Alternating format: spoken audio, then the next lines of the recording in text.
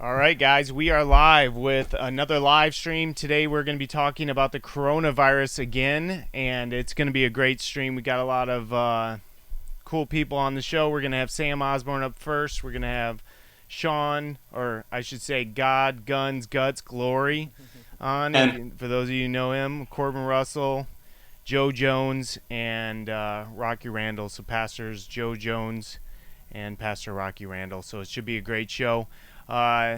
Sam, how you doing, man? Let's get right into it. you can hear me? Yeah. Cool. Yeah, so I'm streaming here from Queensland in Australia. And, we haven't really been locked down here yet. We're still free to go out. Obviously, they've shut down quite a few businesses. But there's still quite a lot of essential services open. Uh, Queensland's kind of the more conservative state in Australia. So some of the more southern states are taking this more seriously. We're expecting sort of more announcement 4 hours, 40 hours. Travel bans definitely in place. Quarantines on arrivals, and domestic travel through states. So it sort of got to that point.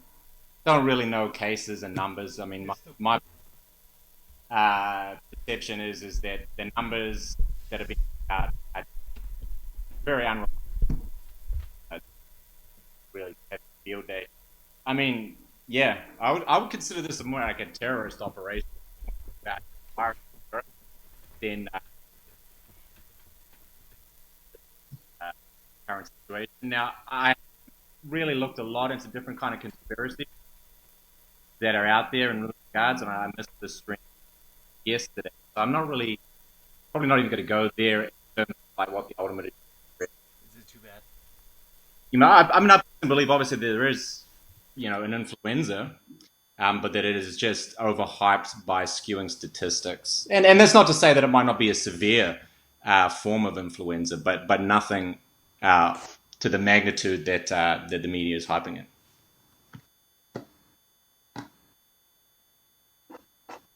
Yeah, Hey, did I drop out? hey, Sam, can you hear me? Yeah, go ahead, brother. Okay, man. I just didn't know if my mic was on. Thanks for coming on the show, man. Hey, this is Dustin. You can see me, right? Or no? I can't see you now. Okay. Well, yeah, you were breaking up a little bit during your last when you were speaking last. So I don't know if there's any improvements you can make on your end, just to let you know that there it could be better. So everybody, we are live here. We're letting some people kind of to get in. We just took off. Usually, what we do is we have an opener. So this time we don't. We jumped right in with brother Sam Osborne down under, or you're down under still, right? Is that just for Australians? Yeah, down under still. Okay. Southern Hemisphere. Yeah. Well, we don't say it in South America, I don't think. So when we're referring to, Right. Yeah, Australia, New Zealand. so you're not really buying into the hype of the whole thing. You personally, you think that this is it's a globalist thing? Do you think it's a globalist attempt to clearly people get sick all the time. You can take the figures, Test run, kind of a dry run, you know. right? For and of course they're gonna kill a lot of birds with one stone. But yeah, if you look at like who benefits, kind of a no-brainer.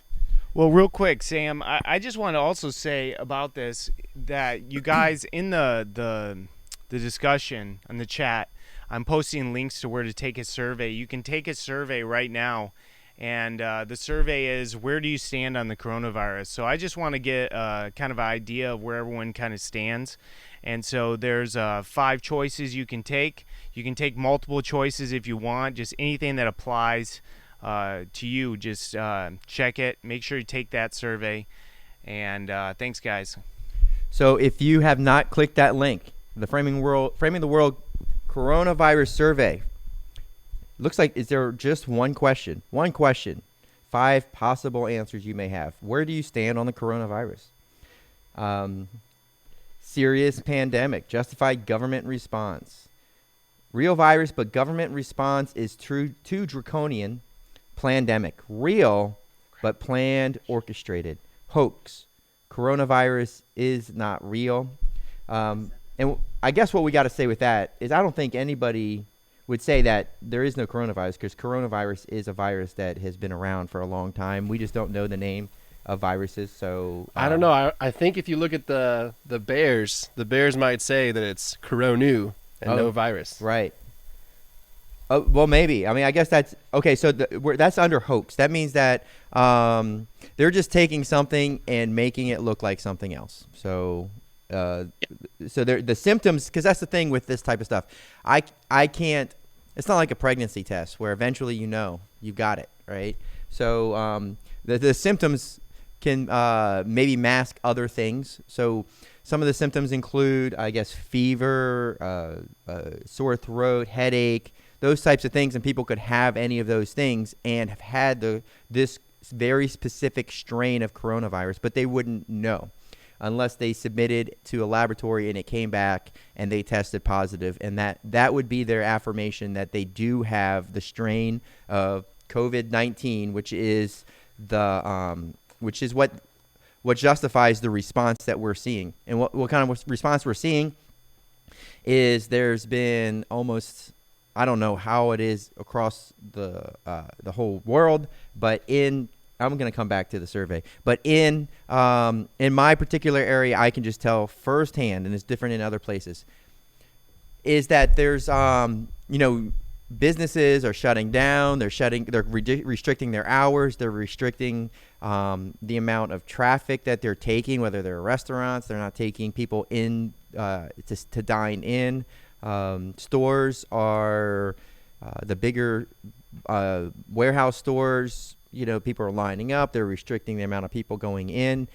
Some places are shutting down to where they're restricting the shifts of the number of people working, and maybe taking full-timers, making them part-timers. People are working from home. So there's a response that's happening. A lot of it has been voluntary. Some of it has been mandated, depending on where you are. Churches have been asked not to hold services. And again, it could vary from a mandatory thing to a request. And so people are responding differently based on the information that they're getting. And people are, as a result, some people are losing their jobs. They're being laid off. The increase of requests and applications for unemployment has changed. I'm not following the statistics. So all these things are truly happening. And whether that's a serious pandemic and the response, and forget there's a stimulus package that's been put out by the federal government to help businesses and many different entities financially through this, maybe to help them serve the public with their services. So they're getting funding to do that, or to help recover some of the losses that they've suffered, or maybe who knows where else the money's coming from or is going.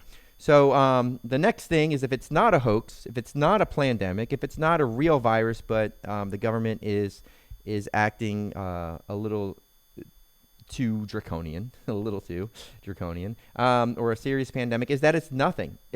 Everything's just overblown. And so that would probably go in the category of hoax, because that would mean that the media is just taking these numbers, or maybe these numbers are totally accurate and people die, and that they've just chosen to focus on this subject, and they've just chosen to bring the news team here and just report on it as if it's something extraordinary, but this is the type of thing that happens all the time. So go to that link there. It's I guess it's on Facebook also, Paul, and you can click there and take that survey, and I'm going to click it.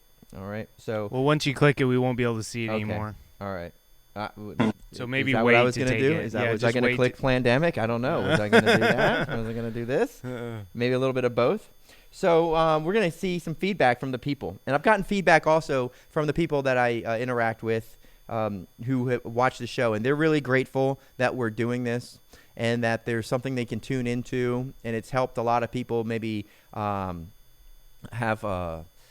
I've heard somebody tell me today that, because of this show and what we're doing, it's helped them kind of see where they stand with soul winning during these times and that. So I know one person who got something out of this show. So Awesome. Well, we do have some giveaways too. I don't know if we should start that off now or just go right to Ozzy. Sam. Yeah, let's just get back with Sam. Okay. So Let's do Sam, are you willing to just let us know how you're going to check those boxes on the survey? Yeah, I'd say a real virus, and that the response is massively overblown.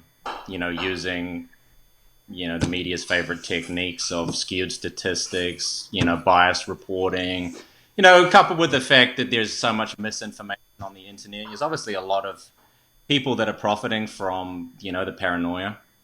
Purveyors of doom have always been there to push this kind of thing. And yeah, I mean, I think we have to be careful also as Christians not to be too partial towards, I guess our desire for the return of Christ, and sort of seeing, wanting to see tribulation in our lifetime, I think that can maybe be a bit of a confirmational bias for us sometimes when we look at these kind of events. What do you think pre-tribbers are thinking? Well, I have never met a single pre-tribber that I'm aware of, so I haven't really been a Christian maybe long enough to have a sense of where some of these kind of people stand, but I would say that they're probably scared, very scared. Well, yeah, because it's clearly not going to be any of the seals being open. They know that's not going to happen because the next thing to happen is the secret rapture. So we're just still in the standby mode. Nothing's changed if you're pre-trib. Obviously, some people are speculating that that this is the beginning of the end. That this is something that that once as it's been engaged, that plan has begun, and that what we're seeing is kind of a boiling of the frog, and it's been happening. But this is almost, you could say, it's like a worldwide play, and we haven't seen anything like this besides, I guess, wars, the world wars that have come in the past. But has there been anything like this where the entire world is pretty much, I don't want to say on lockdown, but if things progress, if the numbers keep climbing, which they seem to today, I didn't look at them but early this morning, but if the numbers keep climbing, then we could end up where it looks like the United States is now moved into first place. I don't know how long that's been, but the United States is in first place with total cases, and there's more deaths today than there actually, it looks like today the new deaths are pretty much about 20%. Or close to 20% of between 20 and 25% of all the deaths that have happened. So the numbers are climbing, and it looks like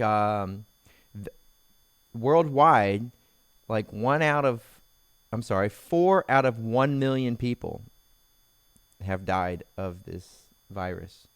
So yeah, so we've been having this show. We've been talking to a lot of different people, getting some feedback.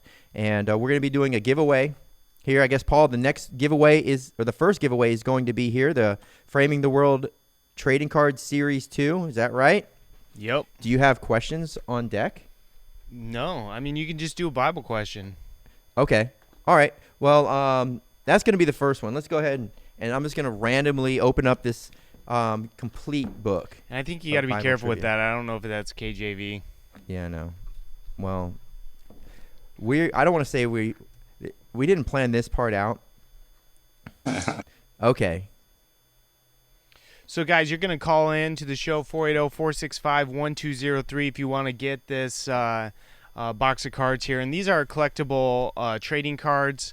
They're really, really neat cards. They'll never be printed again. It's kind of a one-time thing. So if you want them, I don't have very many boxes left, so they're definitely slim pickings on that. But if you want to get it, you can go to framingtheworld.com and get yourself a box.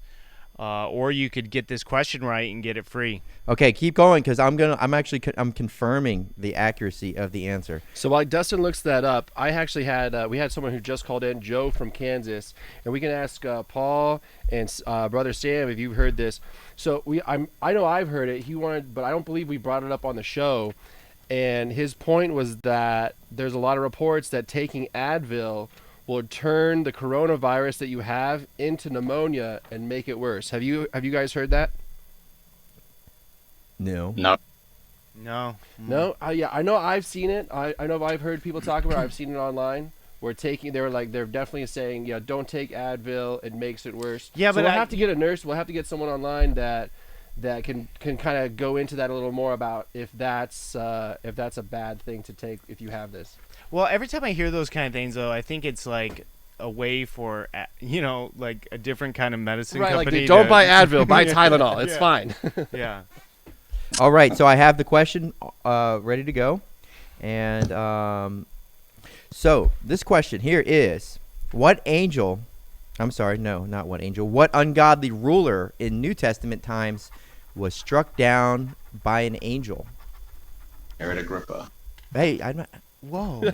Sam, No. Sam, you killed it. Sam, this question's not for you. Anyways, you gotta get yeah. a new question now. You killed it, Sam. I was online. Hey, still. Okay, mute Sam. Because not All right, everybody Sam's- could have. Sam's You know cut what? off. And here's the Sam- thing. is it- I'll give you guys this. Sam's wrong. Sam's wrong? Yeah. Okay, great. Yeah. So way to So be. call into the show 480-465-1203 if you know the answer. What ungodly ruler in New Testament times was struck down by an angel? So go ahead and call in. We'll take your call if you answer correctly and you live in the United States. And here's the good news. Even if you have one of these, you can get another one because every box is different. Every box is different, guys. So you could have the whole set and we'll still give you it, because you might be missing that plate, right? 'Cause Yeah. They have plates in here also. So you may get one of those plates, and those plates can be traded during the tribulation times, maybe for food or medical treatment. You never know what you might be able to do with it. So all right. All right, looks like we got our first caller here. I'm going to send it over to you, Dustin. Hello. Thanks for calling. Who am I speaking with? This is Aaron, right? Aaron? Yes. Right. Are you in the United States, Aaron? I'm sorry, what? Do you live in the United States? I'm from the United States, yeah. Nice. Wait a second. Are you Okay. living in the United States? It's like very hard to hear. Hold on. Okay. He's like, I'm from the United States. No, Just wanna make he's sure. living here. Okay. Do you have an answer for us, Aaron? Yeah, it's Herod. King Herod is the correct answer. So Yep. you do win the prize. So this will be shipped Awesome. out to you as soon as we can. It'll probably be Monday. So we'll get this in the mail. I'm speaking on behalf of Paul, and that he'll get that to you. Yep. And so stay on the line and give Logan your details so we know All right. who to give it to. Do you have any comments? Do you have any questions, or is there any part of this situation that you wanted to add to? No, I mean, we just love listening to your guys' show and just hearing all the pastors and everything you guys have been bringing to our attention. So we just pray for you guys and pray for the show that you guys continue to do what you're doing. Thank you, Aaron. I hope you enjoy. I hope you All right. get one of me in this. What's that? I hope that you get one of me because I'm in here. Yeah, you're in that, and Oh, yeah. Dustin's So is in Logan. it, and Logan's in it. Yeah. Yeah, exciting, right? That just added value Hey, to the just- prize. Those trading cards took me so much time to make. So literally, it took me probably 2-3 months to make that. Yeah. And then Oh, really? yeah. I appreciate it. Come to the Frame of the World conferences, Yeah. and you can get them autographed. Yeah, there you go. Well, That I don't adds know if value. we're probably not doing any more conferences. Remember Yeah, I'm very social excited, guys. distancing, guys. Social distancing. We're not trying to do any conferences. Yeah. Oh, that's terrible news. So all conferences have been placed on hold for Framing the World. So until Yeah. this whole thing blows over, we will not have any conferences. So speaking of breaking news, I know we got Sam on the Sam's phone. like, why is he even on the show? We're not even talking to him. Go ahead, Sam. He's muted. Well, Hold on, I gotta unmute him. Okay, now you can talk. You're out of the penalty box. All right, yeah. so have you been watching? Do you have any opinions about maybe what the church? What's your situation with church down there? Yeah, we're having live services or pre-recorded at the same times, I think. So pastor's just at church preaching either to his family or just to an empty house. How's soul Yeah, winning? We went out soul winning yesterday, and it was pretty good. Like we've sort of developed a little bit of a technique where we stand further back from the door, when we knock. And, rather than sort of approaching the door and inviting people to church, we just, tell them we're inviting them to church, but if we have a tract and could we put it somewhere in their mailbox or whatever, and just to sort of gauge the, the person's response. How has that been? Yeah, mostly good. We had a couple of people that sort of shouted us out, don't you know there's a crisis, So they don't let a good crisis go to waste. So they're like totally like, oh, I can just use this crisis as an excuse not to hear the gospel today. Yeah, exactly. So they're like, this is great. I got an excuse today not to talk to this guy. So it's going to be the crisis for the win. Yeah, it's an interesting perspective. Sort of when you look at it, like, okay, well, you think there's a crisis, but like that should be our attitude every day. I mean, there is a crisis. There's 20 million people died today and went to hell. Mm-hmm. Hey, Sam, I wanted you to talk about, now you posted on your Facebook an image where it talked about the amount of tests that are given and showed that chart. Can you talk about that real quick? Yeah, absolutely. So, obviously, that data was from Germany. And I found a lot of epidemiologists and virologists and guys that are very experienced in this field. They are questioning this and saying, what on earth is going on? There certainly is a lot of dissent among these top guys, and this particular one was putting forward because obviously the really scary thing about the numbers that are being given us is the exponential nature of them, and obviously it's a valid cause for concern because obviously they multiply so rapidly. And the thing is the way I see it, particularly with a place like Italy, they have to come up with some exponential numbers now, because up until this point, they've been able to fabricate them.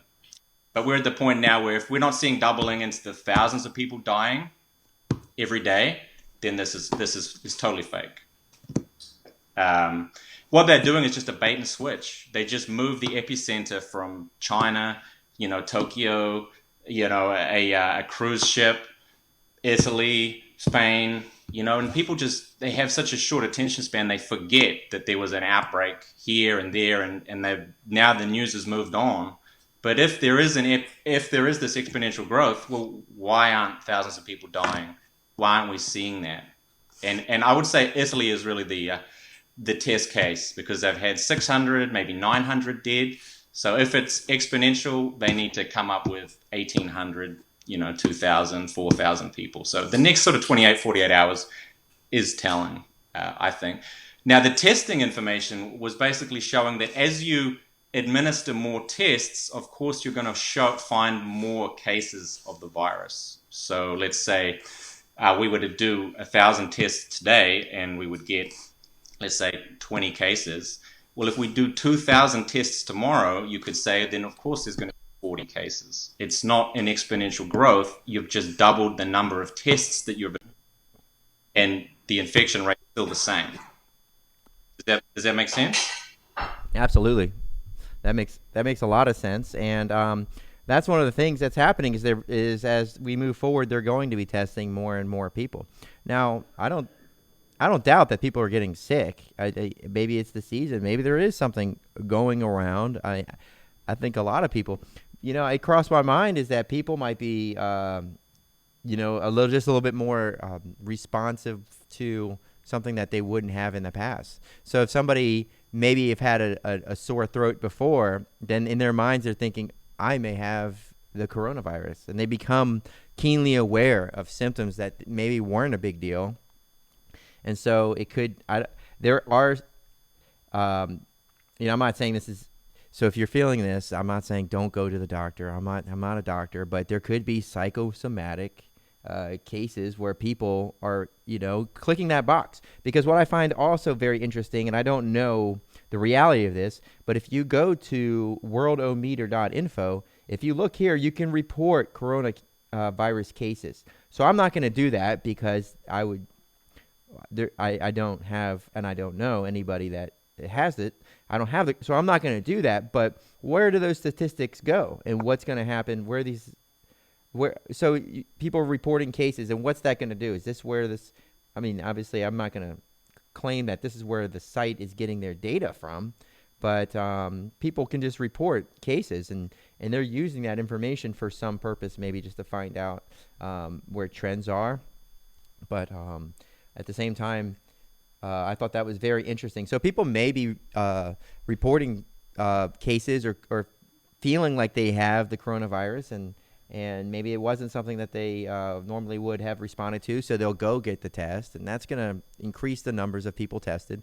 And as I learned maybe a week ago, is coronavirus, and maybe this specific strain is you're able to isolate it, but that can, that can be something that people have had already this year, and maybe people have already developed an immunity for it. So I don't know if that is what's happening here, and that's the point we're really making on this show is we can't make these hard decisions because a lot of this is based on rumors and media and facts that people can't directly confirm or deny for themselves. So to speak on the matter in a way that may affect other people, or in the end, if there is a threat of death that could result of somebody standing out and saying, hey, this is a bunch of garbage, and people are hesitant to do that kind of stuff. So there's a lot of things playing here, and those are the types of things that we talked about yesterday, where the government can take advantage of the situation and make it a social, just like you can't say fag, or say that trannies are child abusers or any of that stuff, because it's been socially, it's like the next social don't step in too close to somebody's 6 foot or 2 meter perimeter, and don't cough or sneeze or sniffle or do any of those things, because you may create fear, and that fear may be observed or perceived as terror even. So then you become the bad guy, and then they test you for it, and then here goes the conspiracy. Then they test you for it, and then you got it, and now you're quarantined off-site wherever they want to take you. And that's what some people speculate, is that they're going to start rolling out these types of tests, and people will, whether they realize it or not, even if they feel healthy, be quarantined against their will, right? So is that something that you think is part of the plan, or do you think that's on the next round of the next test that they'll do? Just guessing, you don't know, obviously. Oh, sorry, you're talking to me, asking me that question? I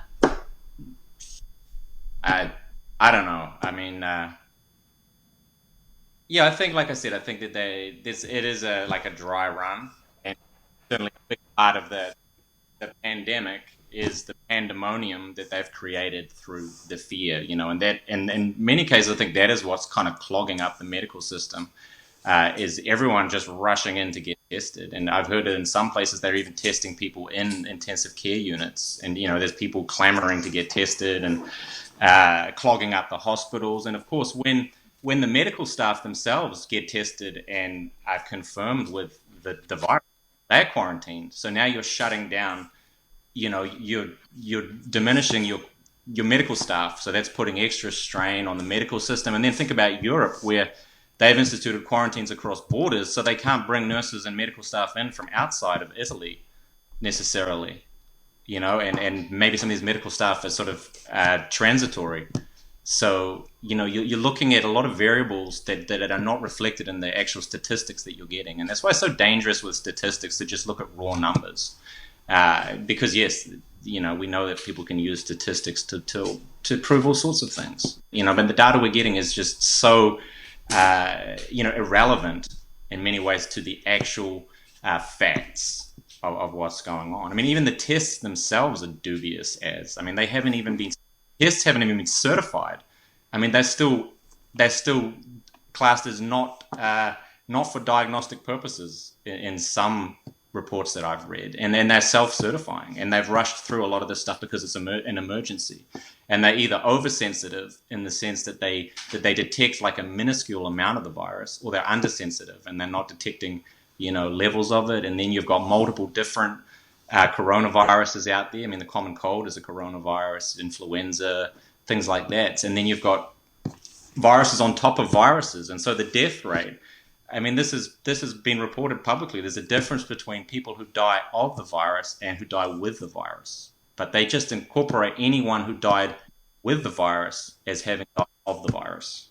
So now you're blowing your death rate way up, right? And it's skewing the background kind of mortality rate, which is just people who die of pneumonia and influenza, during the cold and flu season, are now being classified as having died of COVID-19 because maybe they picked it up in the hospital, or a trace of it. All right. Listen, Sam, I'm glad to have spoken to you again. It's been a while, maybe a couple years since we've crossed paths, but we're gonna have to go on to our next guests. And before you leave, where's your next missions trip? Because people might not know, but you have been quite the traveler and the missionary, going around to many different places and scouting those places out for missions trips. And you've been through Africa. Where do you want to go next, and what's the plan as soon as you get the chance? Well, Australia is a pretty good mission field as far as I'm concerned. I kind of fled New Zealand, but I do feel some sort of responsibility to, this part of the world. So I've kind of settled down a little bit more. I had, it was a bit irresponsible, I must say. And I do feel like, of course there's a great need for missions trips, but during my time overseas, it felt like someone could do so much more as a missionary or an event. And so I kind of want to, if God wants to use me for that, consolidate, just be faithful in church and grow in the Lord and, let him sort of lead.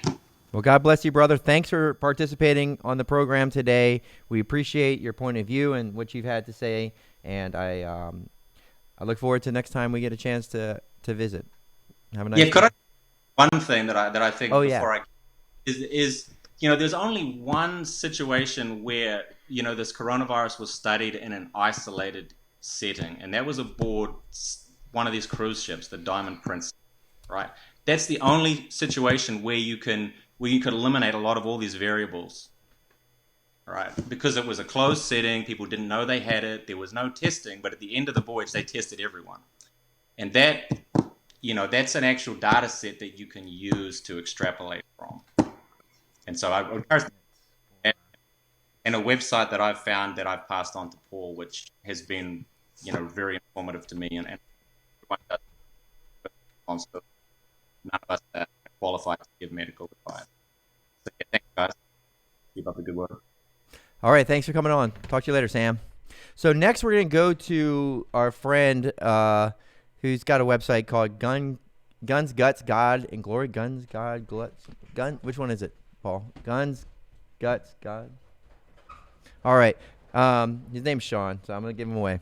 So he's getting himself positioned here.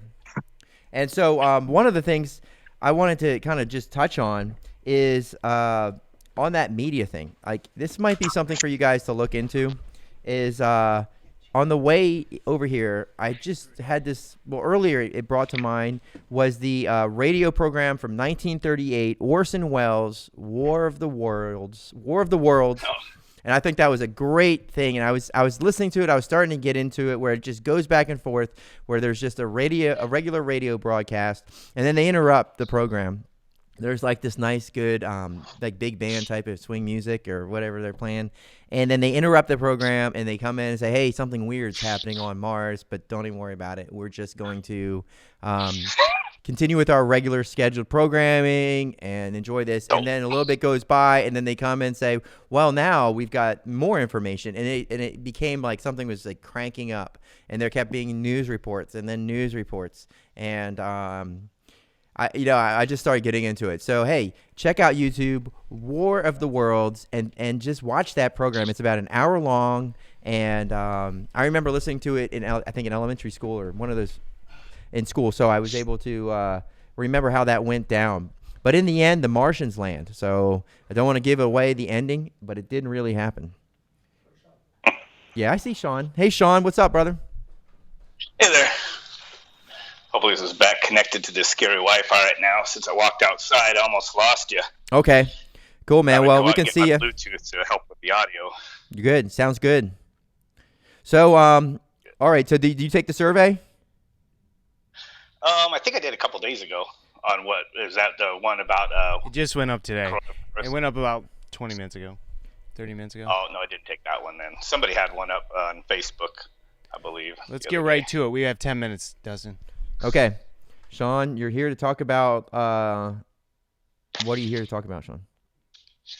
The 5G, just all the chatter, all the talk about the 5G implementation. The next generation of wireless technology. Yeah, I know, Sean. We were talked a little bit today. What was, and I want you to start kind of on that phrase, the blog post you were working on, and kind of frame it around that. Okay. Okay. Well, basically, I got to get a place to start on it, but basically, it's like another, I guess you want to call it a conspiracy. I mean, I'm a truther, so I guess I want to lay that out. I'm not like an anti-truther. I'm a truther myself. I've been following like InfoWars since somebody gave me a 9/11 DVD back in like 2005 or 6 or something, and I was like InfoWars Prison Planet subscriber, and actually that's what led me to Faith Word Baptist Church after a while, was getting into that truther stuff. So I'm definitely into that. I believe 9/11 is an inside job, all that stuff. But there's sometimes, and we see it in other aspects.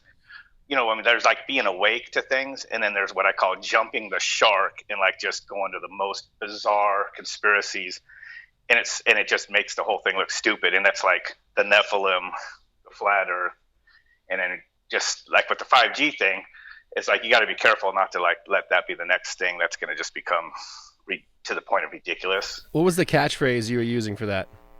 The poisoning of the truth well, because like 9/11, you can like ask somebody, like I've done this with coworkers. I'm like, hey, do you remember how many buildings fell on 9/11? And they'll be like, 2. I go, do you know there was 3 that fell on that? And I'm like, what? And then it's not, and easily without it just being, your opinion, you could just go and show them on any regular mainstream recorded broadcast from that day. And they'll be like, wow. He goes, yeah, I forgot all about that. They don't talk about that. I go, yeah. And then you can maybe show them architects and engineers for 9/11 truth. That's a good place to go. And it's good, solid facts. I've been to one of those conferences down in Tucson when Richard Gage showed up. For that was awesome. So anyway, stuff like that is like, it opens their mind, but then it lets them like question it, and now they're going to research it. But when you just start telling people crazy stuff like that, where there's no way to like to prove any aspect of it, the Nephilim or like just weird things, or it just ruins it. It makes it look stupid, and people can easily debunk it and just ridicule the whole movement, So there John, is dangers. so like. Obviously, I think what you're referring to with 9/11 is when people say there's no planes, because that seems to be something that's beyond anybody's scope of even grasping. So you lose your audience when you go and make a claim like that, because the whole point of it is there were no planes, it sure looked like there were no planes. So how are you going to they're like, exactly, that's my point. It doesn't even look like it looks real, right? So you really can't connect with them. Plane was filmed, though. So so many. So with the 5G, what these people are saying and is what people have said, and I don't know. Cell phones are deadly. That if you keep them up to your head too long, you could get a headache, and people can sense a certain. Or if in your pocket, you could end up, messing overeating with. Yeah, overheating your stones. And so there could be. Yeah. There could be those types of things, because there's radiation's heat, and so you're going to get those types of things coming off. But what's the claim is with 5G is that like the frequency of this technology is going to penetrate people's nervous systems in such a way, or it's going to totally affect people in their health in ways that aren't tested, that this is something that they're pushing out on us, and that the people are going to be ill-affected because of this. But then also the fact that they're using this. So there's a couple different factors, right, or facets, and that they're pushing this out under the radar while this virus scare is happening. So while everybody's locked in, that's when they're I don't want to say there's also the claim that's when they're moving the troops, right? So we could talk about that.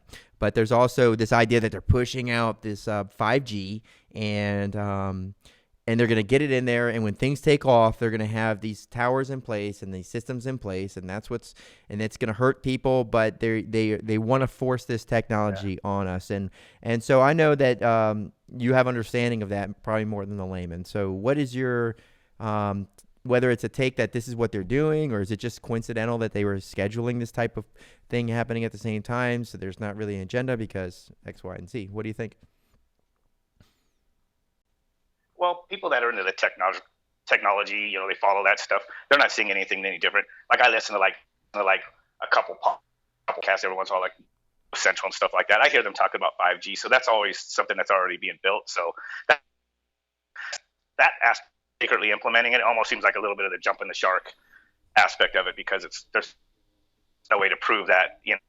Get to the point of ridiculousness, and it's like even a non-issue because they're gonna put it in. So I mean, why is secret? Why do they have to do the C-19 or whatever? That doesn't make any sense to me.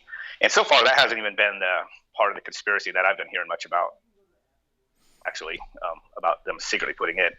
All the chatter I'm getting, including in this forum, this live chat, sometimes is I hear people just repeating the information, and it's unfounded. And if you have any background with electronics, like I do, some communications, I have an understanding. Went to tech school in 1990, and after that, I spent my time hanging out in the electronics repair shop from 13 up. I wasn't out there drinking and smoking and stuff. I was into the geek stuff, so I have now it's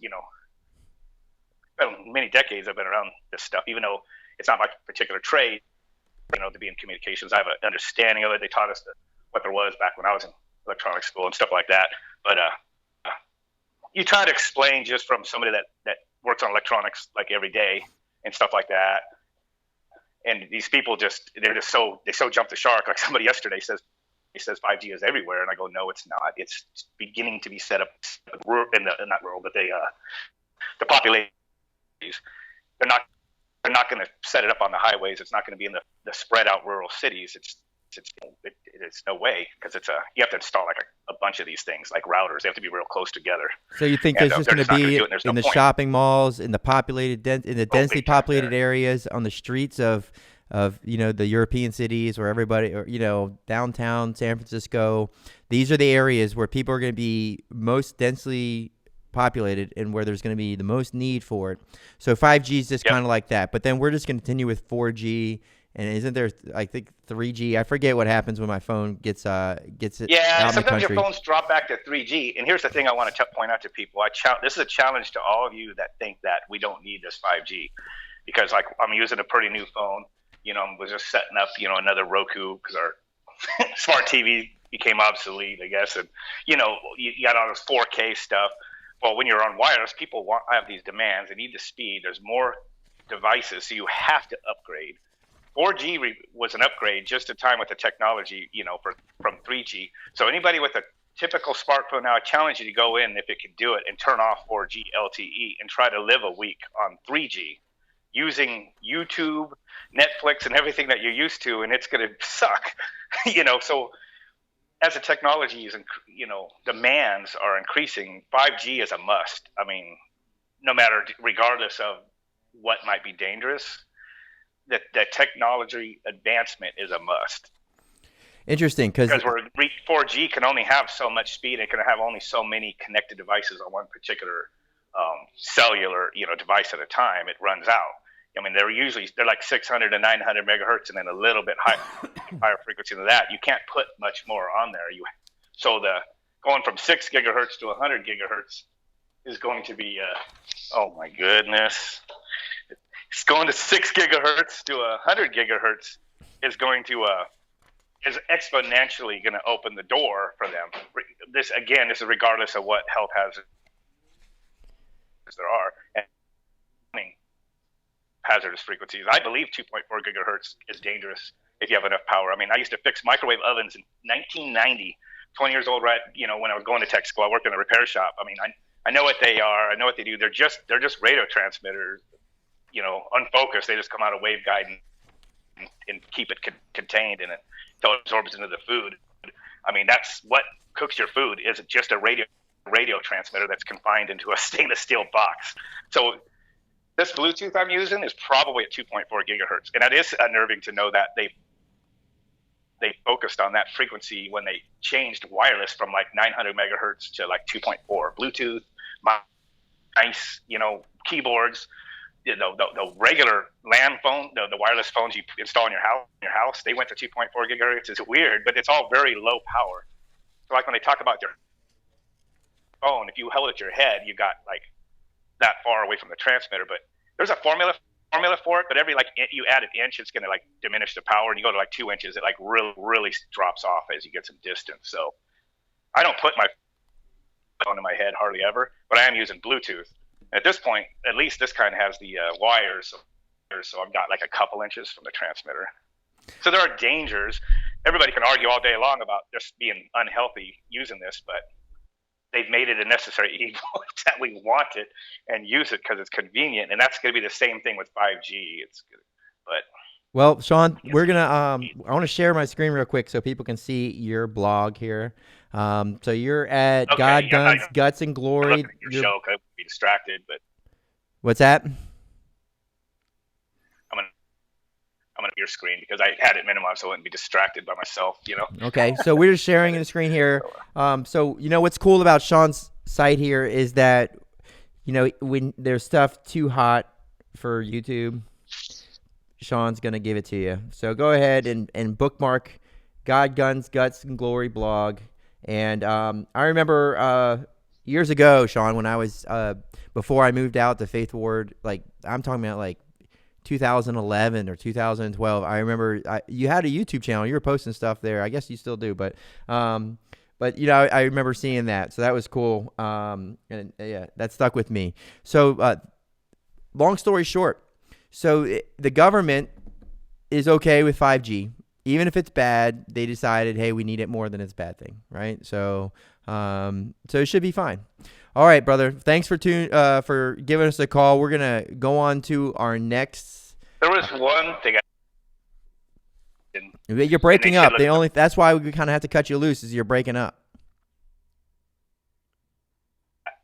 Yep. Thanks for coming on, man. You're broken up. I wish I could hear you, but you're kind of can't talk.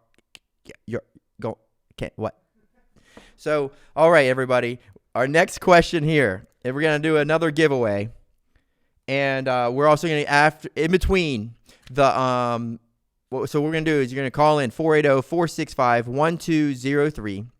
Yeah, there's a poor network connection with Sean, unfortunately. He needs some 5G over there.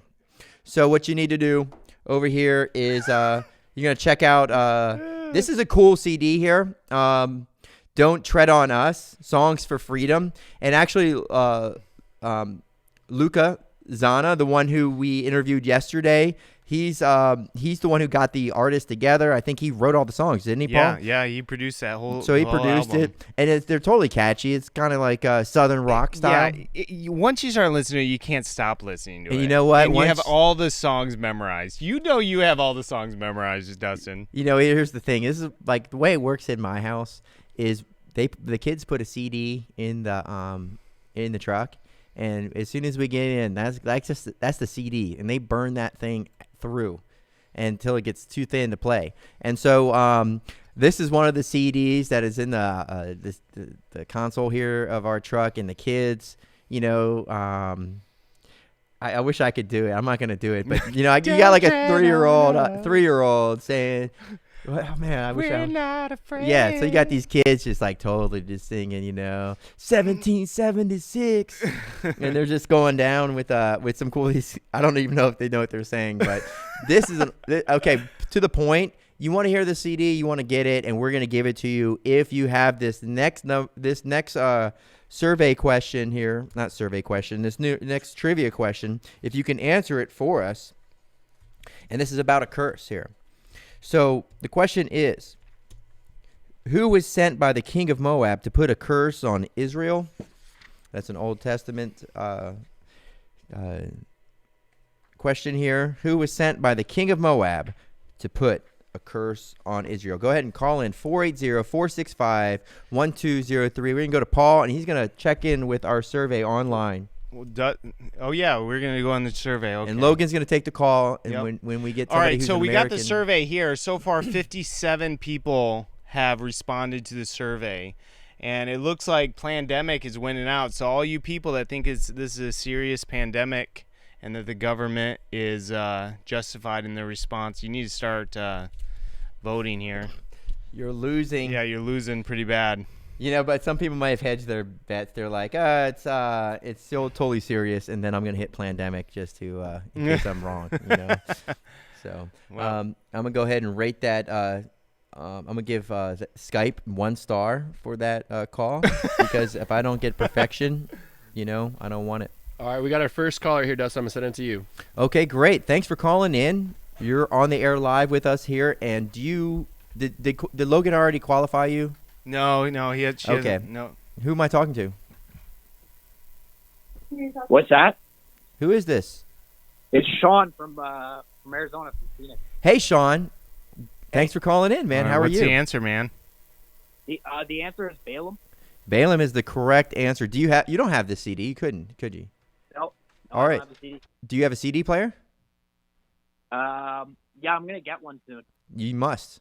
Okay, it's Yeah. yours. We'll give it to you next time we see you. So, congratulations, Sean. Congratulations on the recent marriage. How long's it been now? I've been married for 3 months. That's my wife laughing, and she's the one. I didn't want to call in. I was nervous to call in, but she dared me, so I called in. Because thou hast hearkened unto the voice of thy wife, you get a Don't Tread on Us. Awesome. It's a fun CD, man. You'll like it. Cool. Right. So what's your date of what's your wedding anniversary for the big win? The year one is gonna be January 11th. January 11th. Good. All right. Good. That's good. Don't forget. All right, we got Joe Jones here teed up too. All right. So where do we have him? Is he on Skype? Is he on FaceTime? We got him on the computer. Logan's getting it ready right now, so just introduce him. Me, Pastor Joe Jones. Pastor Joe Jones. And is that there's so many different churches out there. I don't want to get it wrong. What's the name of your church, Pastor Joe? Shield of Faith Baptist Church. All right. Yeah, so we got Pastor Joe Jones here with Shield of Faith Baptist Church. How's everything going for you, sir? Everything's going pretty good. I guess going through the same things everybody else is. They just issued a 21-day lockdown for us. So far, most of the people here seem to be following it, but not too panicked here yet, though. I think people in Boise are kind of naturally inclined to stay to themselves anyway, so not a big difference. Okay, so everybody vote now. Vote now on this survey. In Boise, Idaho, they just got locked down for 21 days. This is nothing to be taken lightly. They locked down. What does that mean? What? So they're basically saying that you need to stay indoors unless you're an essential worker, and if you are an essential worker, you need to just go to work, go home, basically, just stay off the streets, stuff like that. Try not to play on the toys at the park. I've had the privilege to talk to a few police officers here because I'm an appliance repair tech. And so far the attitude with them is they're being told not to mess with anybody, not to pull people over and ask them where they're going and, things like that. So at least we have that for now, right? Well, because there have been a total of 261 new cases, 257 active cases in Idaho, and there have been 4 deaths. 4 deaths. So right. It's almost as it's pretty. It's So there you go. There you have it. 1 person died since yesterday, I guess. So yesterday it was 3. Today it's 4 deaths, and they've given a 21-day lockdown in Boise, Idaho. And I'm in Arizona, and so there's 15 deaths here, and I don't think we have. I don't know. I'm an essential. I'm essential. So. That's all you need to know. So I'm essential. So I'm able to go out and continue my business doing what I do. I got the letter. I've got papers. Okay. So I can show my documents. And because of that, But here in Arizona, that mandate has not been issued, and we have about 4 times more casualties here in the state of Arizona. So I just think it's interesting because you always see Idaho as one of those states where people are pretty, and that's where all the real cowboys are, right? That's what they say. Yeah, all the all the real cowboys, all the people that are gonna fight to the last death when the UN comes, and they're the first ones that ran indoors when the governor issued the 21-day stay-at-home order. Right. So, and so you're live streaming your services. Everybody's staying home, and so what about soul winning? What do you think is a reasonable response for churches when it comes to soul winning under these conditions, knocking doors? We knocked up until this last Wednesday, and I would say let's give it a week. So from Wednesday to this Wednesday, the community definitely, I'd say, responded stronger.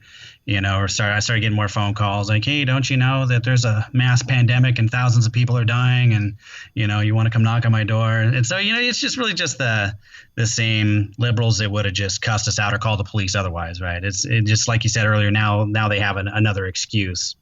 But I think it's we're still going to go soul winning. We're still going to go to the parks and try to get people. But I do want to give it some time, just because the way the community has responded. In their minds, it's not 5 that died in Idaho, it's 5,000. So we don't want to bring a bad name if we don't have to. So we're just gonna play it safe, keep our distance, and keep going soul winning, and we're still getting people saved. So. Right, because we can talk all kinds of, we can speculate all day, and we still have that capability where we can say, I don't really agree with this. I don't agree with this. I don't agree with this. I don't agree with this. And there's nothing wrong with continually saying that this is not what you're on board with. But, the real offense is when you get out there and you start inciting other people into, or you lead the pack and go out there and do that. And but right now there's just talk of like, well, we don't think this is right. But maybe there will be, and I don't expect it to come from the Christians. But there is likely to be people who just get stir crazy, and they're just like, you know what, I'm done with this. I'm out of here. I'm gonna go. Maybe who knows? Cause some kind of problem. Let somebody know. Maybe there's gonna be people who run out of their special medicine that keeps them level-headed. So who knows what could end up happening because of this. I've heard of people's not being able to get their prescription drugs. So, yeah. So what do you speculate? Do you think this is? And you kind of hinted at it, but do you think this is something that they're doing and that there's going to continue to? 21 days isn't something that somebody would have thought yesterday was next to come. We thought maybe they would just take it. Because they're making big decisions quick. So what do you think is going to happen? What do you think if there's a break point for people, what do you think that would be? I think here the breaking point would be if they allow the government day camps or the public schools to reopen, but say, oh, you still can't go to church, something like that. I think that people here would flip out because in the Treasure Valley, there's like 2 or 3 churches on every street. I mean that literally. There's churches everywhere, and so it's kind of different here like that. And I think that would be a breaking point. Of course, the liberals and stuff like that. They're just crying. We want to lock down. I always check the Boise News on Facebook, and it's funny how many people are. We need to lock down. We need to lock the whole country down. Pretty soon they're going to get tired of just drinking their beer. They're going to want to go back to their bars and to all of their filth and get back to their covetousness and, all that stuff. So I'm excited. I'm kind of waiting to see when that point's going to be. Is it going to be 2 weeks or, because they're going to get restless. Mm-hmm. So. When it comes to soul winning also, it'll be interesting because I haven't had this response. I've been keeping my regular soul winning time and so I've been going at the same interval that I typically would normally go. And so, what I noticed is that a lot of people just aren't coming to the door. So you're able to get to the door where there's somebody who's willing to talk to you. So our numbers are still, we're probably knocking more doors because we're able to go through those people who are they're not receptive because they don't want to answer the door. And so we're able to still get some salvations out there. But we haven't gone into any over 55 communities. If anybody's followed this channel, they know that we've run into the police in those types of communities. And if you know, here what happened about a year and a half ago here in Chandler, Arizona, with an apartment complex. So those types of places, it's possible where you will have the police called on you. But the question is how will the police respond? Because it is, like you mentioned, they're not interested in getting up close to people. Because I'm sure they have protocols in place, and they've probably been instructed to not encounter people. And on the same note, have you heard of how they're letting people out of jail? I have heard that, and that's a real interesting one there. Because I'm also hearing in some states they're like, well, if you don't obey the mandate, we're just going to lock you up. So, go figure, right? Right. Well, do you think they're just making room? They're like, okay, well, this person here, they only hurt a child, so the child's not even a full person according to the law. So they can get, whatever. Right. I saw this news clip. I wish I could play it. I wish I was more techie. This guy's like, I wish I could have played it because it's not it's not me saying it. It's this guy coming out of jail, and they're interviewing him coming out of jail, and he's like, man, it always feels so good when you get out of jail. So this guy just he clearly has many experiences of getting out of jail. And he's like, it's always the best feeling whenever I get out of jail. And they put that on the news, which is totally crazy. Yeah. I guess you're one of those repeat offenders, so what'd you do to get in jail? So they're letting people out onto the street. And, those people are, they care about the social etiquette. So they care about everybody in society. They're and I'm being sarcastic, but they're the types of people that are more likely to spread this type of thing. Who knows? So there again, it seems that the government is making decisions that are not what you think a rational response would be. What do you think the government's doing? I think that they are probably gathering intelligence for the future. All right, how many more police officers would we need? How much more military would we need? How much more free speech do we need to censor? How many more conspiracies are out there, for the New World Order, basically? I think no matter what your stance is on whether, this was Chinese made, American made, or if it was just it's natural virus, I think they're going to use the data from this lockdown, because that's what they did during Hurricane Katrina. I was there for that. It's what they did in Japan. I was there for the earthquake there, and it just every time something like this happens, they get intelligence, and they, it's like things are never the same. I mean, think about after 9/11. Then now we have the TSA. It's never been the same America since, and so I think that's something to take into consideration there. So we don't necessarily. It's like they do certain things so you're not looking at their hands, Right. So there's, I don't know if you've ever done any martial arts or anything, but you're looking at the person's eyes, but you're always paying attention to their footing and their hands and where they're really putting their weight down. And so you're paying attention to all those things, but most people aren't paying attention to the whole thing. So they hear the voice, and they hear what's being said, and they hear the reports. But many people just aren't really paying attention to what's happening out in the world in response to this, because it's not like, oh, well, this is what we kind of have to do. It's almost, you can think this is what they intended to do, and everything else was just kind of what they're saying over top of it. So they're essentially moving these things into place, like you said, getting moving forward with laws that happen when they pass these bailouts, and then they move budget things around. So that's what they're really after is adjusting the powers, and what's being said is what people hear, so they don't see where the feet are going or what the hands are doing. They just hear what's being said. So what do you think biblically? What do you think as far as maybe what we need to do as Christians? If there's advice that you would just give somebody as a Christian, what would help a Christian? Whether it's a biblical, because conspiracy is a biblical concept. So if it's a conspiracy, the Bible tells us not to let no man deceive you. And then the next thing Jesus does is begin to tell us about the end times.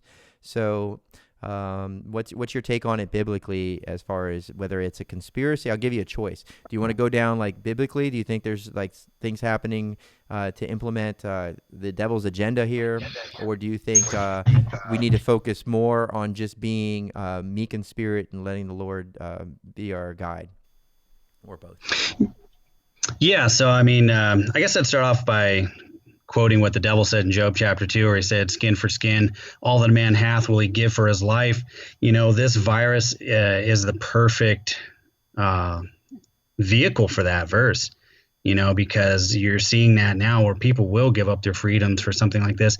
But, you know, Jesus talked about this, you know, it told us about the pestilence and the earthquakes and all the different things that would happen, you know, and the wars and the rumors of wars. You know, I think we just need to know that these things are happening, but not put our focus solely on that, you know. I think that when people just go too overboard, you know, with researching these conspiracies, there's usually a tendency to back off from soul winning, back off from Bible reading, prayer.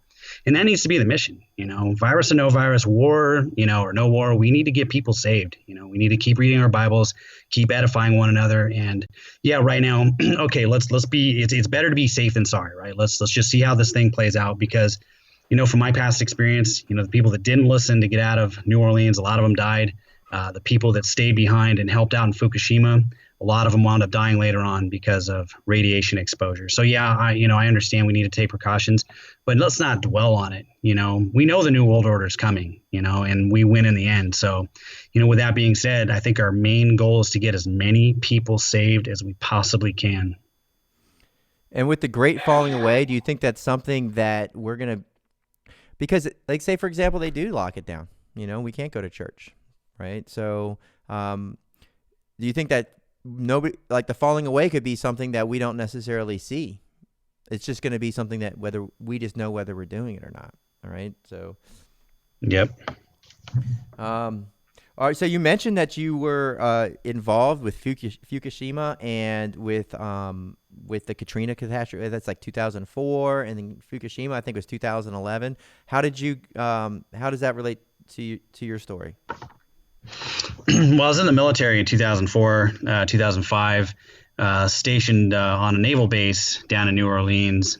And, you know, I was there when the hurricane was approaching. I think it was a Saturday. I got a phone call to leave. Nothing strange there. I'd been, I've had to leave for tropical storms and hurricanes in the past. But what was different about this one is that when we left, normally the protocol was you'd use your government credit card and just find a hotel, you know, a few hours away.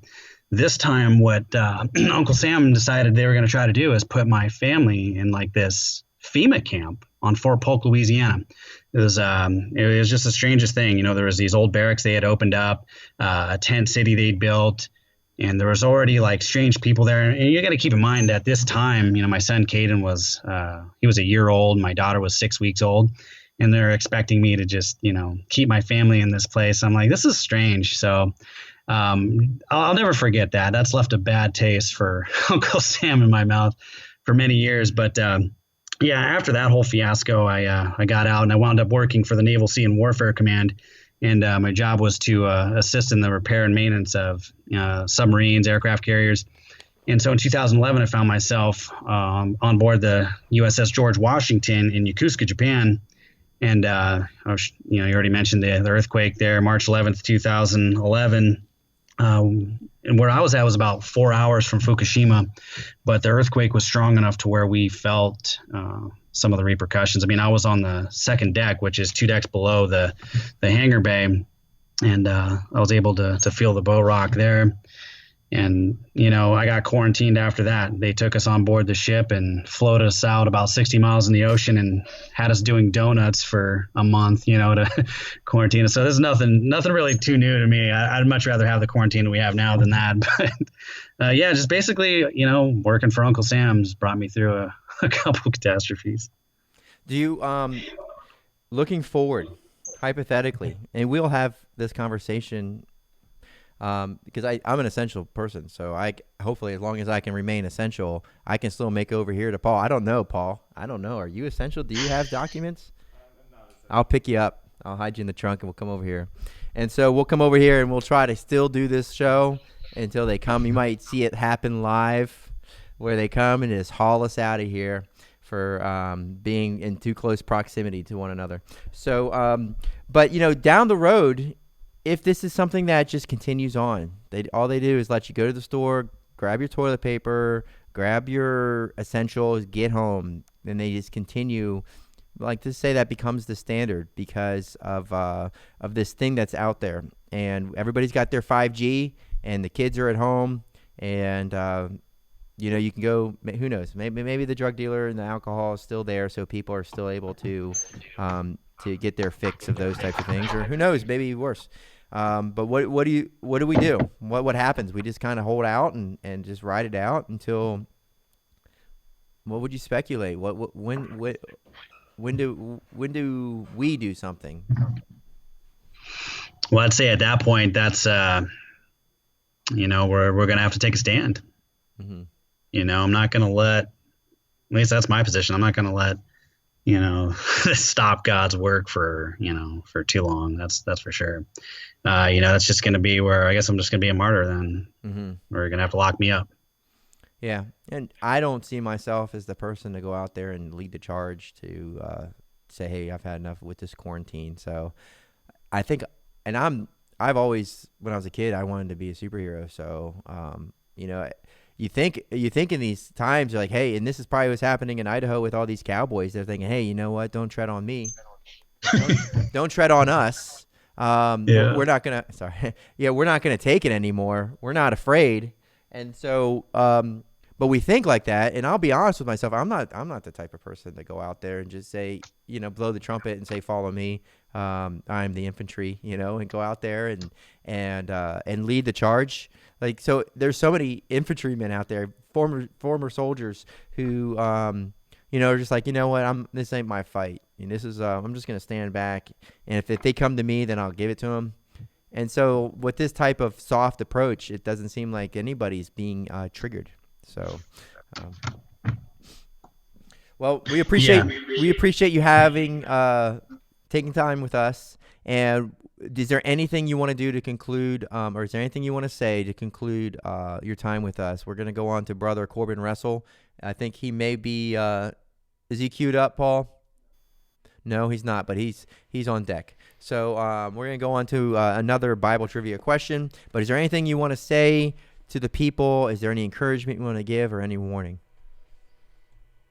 Remember, safety's of the Lord, and at least in the beginning stage of this thing, there's a lot that we don't know. So I would say, it's not a waste of time to play it safe, and I would just, don't be dismayed with stuff like this. It's going to happen. There's going to be other things that happen.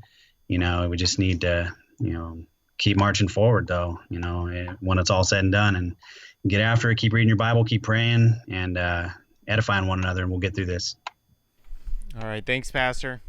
All right. Thanks a lot. God bless. God bless. All right. Well, we have another giveaway we're going to be doing, and then we're going to go to Corbin in a second. So Corbin's all teed up. We're just going to do this giveaway first. Are you ready with a question? You call in at 480-465-1203 if you have the answer. That's 480-465-1203. And guys, don't forget to take that survey. The link is in the description of the video, and it's also in the chat. So there's 182 people currently watching, and I think like 80 people have taken the survey. So come on, guys. We got 100 more people out there listening right now that needs to take the survey. Hey, do you have those numbers? Yeah, we do. Let's see what those numbers are, because I'm just confirming the wording of this trivia question. I want to make sure that we're King James on the wording. So, all right, we're pulling it up right now, and he's refreshing. So here we go. It's camera 6. All right. 74 answered, I guess. Okay, I'm ready. Ready? Yep. Okay, so Guyana, a new kind of missions trip. You know what? We're gonna hold off on that. We're gonna go to a T-shirt. This T-shirt here is I guess we call it a straight pride T-shirt. Not equal. This is awesome. I had one of these bumper stickers.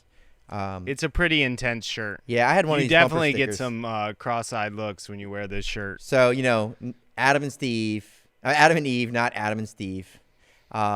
So when I lived I went to another church.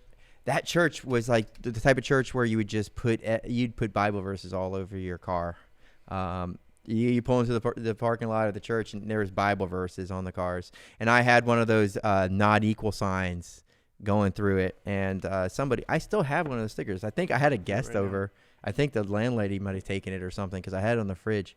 But I had that sticker, and they took it down. So the next caller, who's extra large in size, is that it, Paul?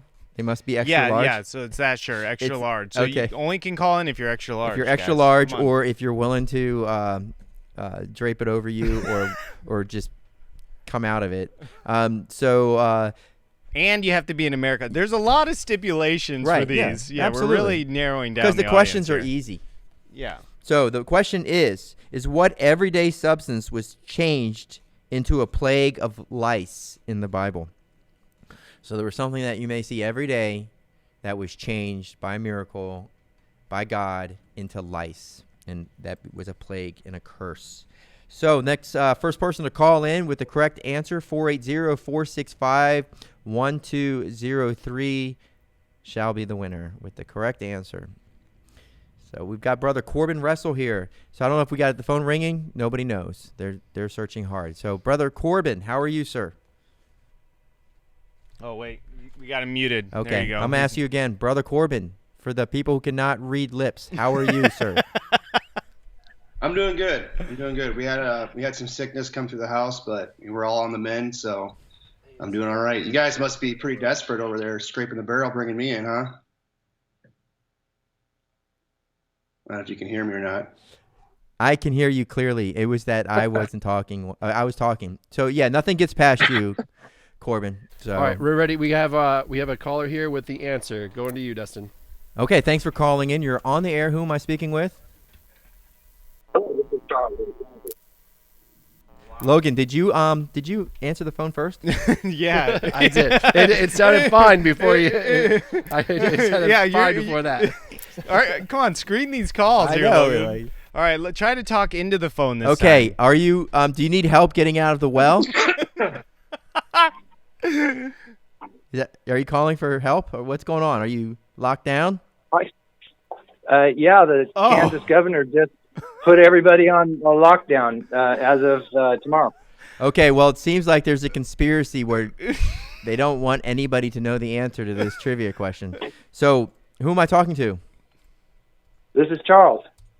Charles, thanks for calling in. Where are you calling from? I'm calling from Kansas. Kansas. So Kansas is locked down currently? That's what my father just told me. Yeah, the Kansas governor just put everybody on a shelter-in-place order. Maybe your father just doesn't want you to come around. He's just telling you to stay home. Oh, that was brutal. You're grounded. My dad told me we're locked down. You just can't leave the house, son. So what's the answer to the question, Charles? Dust. Dust? Dust. That is not the answer we're looking for. Oh, man, that was a lot of build-up. I know. All right, have a good one. Hold on a second. Wait a second. Hang on a second. Yeah, all right. No, that's the answer. What was the question? What nope. You're one verse off. I think we should get Deacon Russell's opinion on this. Does he have it right or no? I didn't catch the question. I'm sorry. What was it? Okay. Hey, can you turn off your camera on that iPad so we don't see my dirty building? You really have a problem doing that, by the way. Oh, all right. It's better. It's either that or me, right? So Deacon Russell, do you want to did you catch the question? Open the Bible, Charles, and just read that verse again. Okay. I have the questions for your own answers. No, I like where I am. Let's get rid of this guy. Let's give it to someone else. He's gone. Poor Charles, man. Yeah, Poor Charles is gone, man. He Poor was Charles. in a well at He thought he first. had it. He's out of well. Yeah, right. His father has banished him to the house, and he's not allowed to leave. You know, he's probably your top Patreon. He's just totally out of here. All right, we got anybody else calling in? All right, yeah, we're putting him on. Hello? Hey, thanks for calling in. Where are you calling from? We're calling from Alabama. Alabama. Who am I talking to? John? John, did you get the question for the prize to get this T-shirt? Are you gonna wear it? John, what's the answer? Yeah. Yeah. Well, my answer was dust. Come on. Your answer was dust. Okay. Well, but it doesn't start out as dust. That's why it's a trick question. It doesn't start out. No, it becomes as dust. So are we asking trick questions? Or is there a real answer to it? Yeah. It says what was changed into the plague of lice. What was changed into life? Wait a second. Hang on a second, man. These guys. What are you doing? Hold on a second. Who's it? Dude, they totally gave me the wrong verse. Oh my goodness! Did the last guy get it? Charles. Poor Charles had it the whole time. Yeah, I totally ruined Charles, man. All right. Well, hey, have a good one, man. Nice to. No, hold on a second. I'm just gonna. Okay, you gotta give it to Charles. We'll call back Charles. Yeah. All right. Well, it's interesting because. Yeah. He's gone. He's gone. Man, this is awful. We'll call back Charles and give it to him. Yeah. Keep it together though, Dustin. Try to know your answers to the questions before we do this. All right, let's go to Deacon Corbin Ressl. Bail me out here, Corbin. I need help. What can I do for you? Okay, so did you vote on the survey? I did. Okay. Do you want to share with us? I voted with the least popular demographic.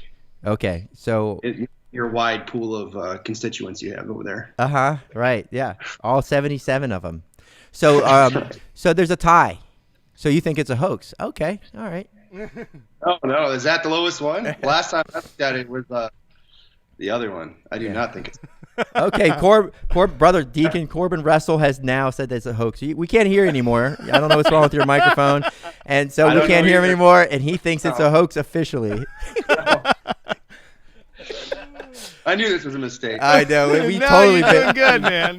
The trap has been set and snap.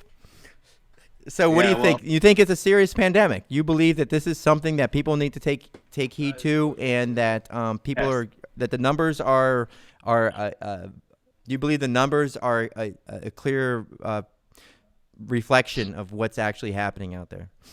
Well, obviously, I'm not a statistical analyst over here, but there are people out there that are experts in that field.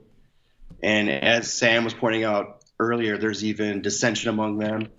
But, so we could all go to our different sources and contradict one another. At the end of the day, we're not going to really know exactly how bad or not bad it was until it's over with.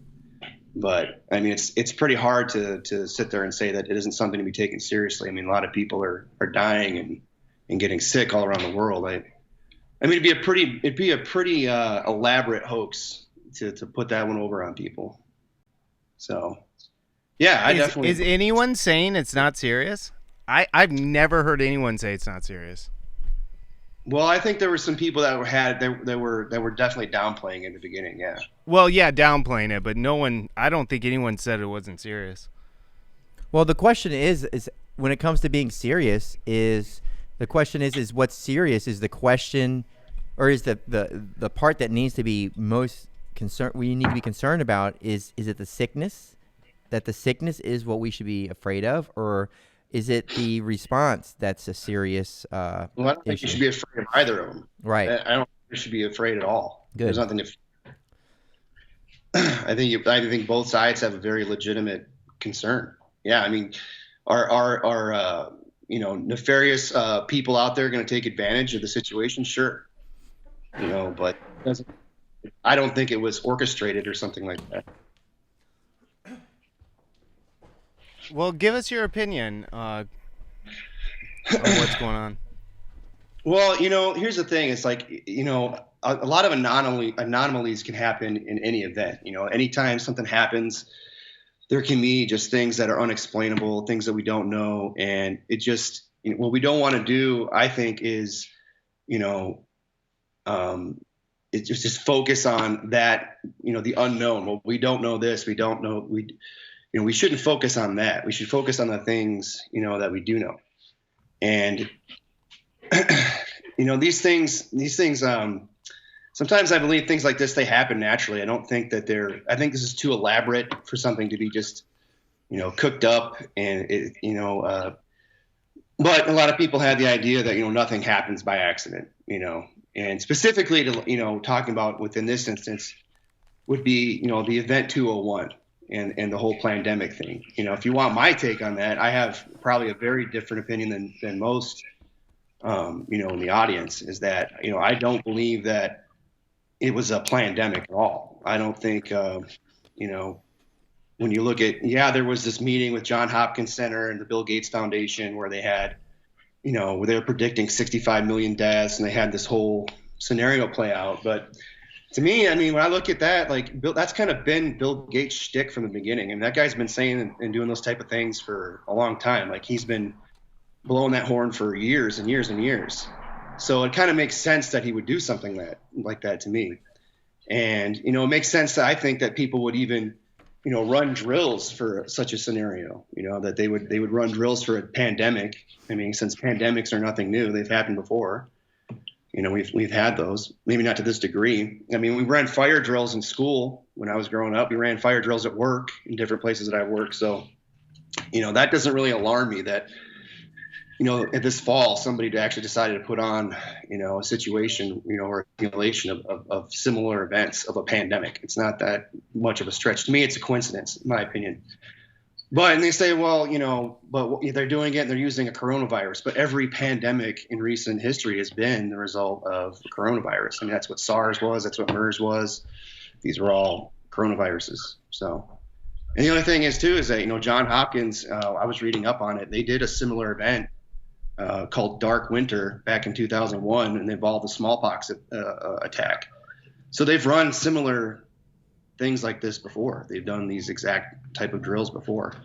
So until I actually see like hard evidence to the contrary, it's just a coincidence in my book. But I'm open to that. I mean, so far the only evidence I've heard is, well, it happened, and then it's just conjecture from there. And people will point to the patent, and say, well, the patent for the coronavirus. But when you actually just go and look it up, the patent number, and you can read up on it, it's just I have it written down. It was a mutated form of avian infectious bronchitis, IBV, and it was actually developed for poultry and not people. And it was a patent filed by the Purbright Institute, which was a research institute in the UK that works to prevent viral diseases of livestock. And mutations were created to weaken the virus so that it could be used as a vaccine to protect chickens from IBV. So that's what that whole patent was even about. So, I mean, I just don't see any evidence for this as some, mastermind cabal by the powers that be, And the thing is, like, I think people fall into a trap when they, when they focus on the discrepancies or the anomalies of an event, in these mainstream explanations. And they fall into this trap, and it kind of initiates this whole conspiracy theory movement to take off. And really what ends up happening is that people they develop a confirmation bias, on both sides. People who are saying, everything that the government is doing is absolutely right, and everybody that's, opposed to everything and calling it a hoax or whatever. People are going to go to their sources that are going to confirm what they believe, and that's really not a good way to approach things. I think people need to step back and just say, look at and be open to the fact that maybe their minds could be changed on a subject. And, no doubt, I mean, I'm not saying there isn't kind of a conspiracy at work. We're Christians. We believe the Bible. We understand there is a conspiracy at work in the world, like it says in Ephesians, there's the principalities and powers in high places, the rulers of darkness in the world against spiritual wickedness in high places. We know that the prince of the power of the air now worketh in children of disobedience. We understand all that.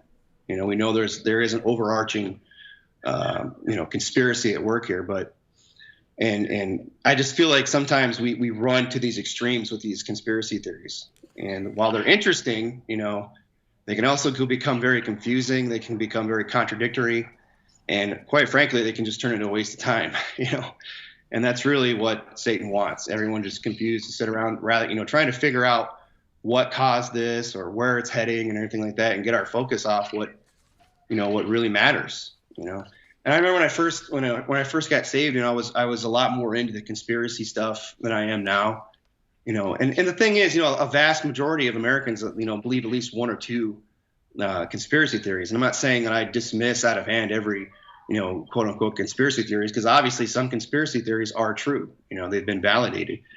But when I first got saved, I think I was a little overboard with this stuff, and I remember I had somebody, an elder gentleman, come to me, an older Christian, and he kind of just explained to me like this, that, Satan, he's kind of like an octopus, and he's got all these different tentacles that he puts out there. It's this, it's that theory, it's this theory, it's this group, it's that group. He puts all these tentacles out there, and what it ends up doing is just sucking people, this direction and that direction. And really the whole purpose of it is just to keep people distracted from the real danger of the octopus, which is the jaws. He's just using that to keep people, from not looking at the head and understanding ultimately who's behind it all, which is Satan. So, I mean, that's kind of wraps it up for me, is that, is there a conspiracy at work? Yeah, we know the devil's been working, and he's going to continue to work in this world. But I don't know that I'm ready to say that, this is the beginning of the tribulation, that, we're going to be, losing all these liberties and things like that. Is it a possibility? Sure. But I still think it's too early to say that. We really don't know how. I mean, imagine if it isn't. Imagine if this really is something to be taken seriously. What if it is a real illness that's going to affect a lot of people, and we get on the other side and find out, that it was real. So we're just in the middle of it. I think it's too early to really say.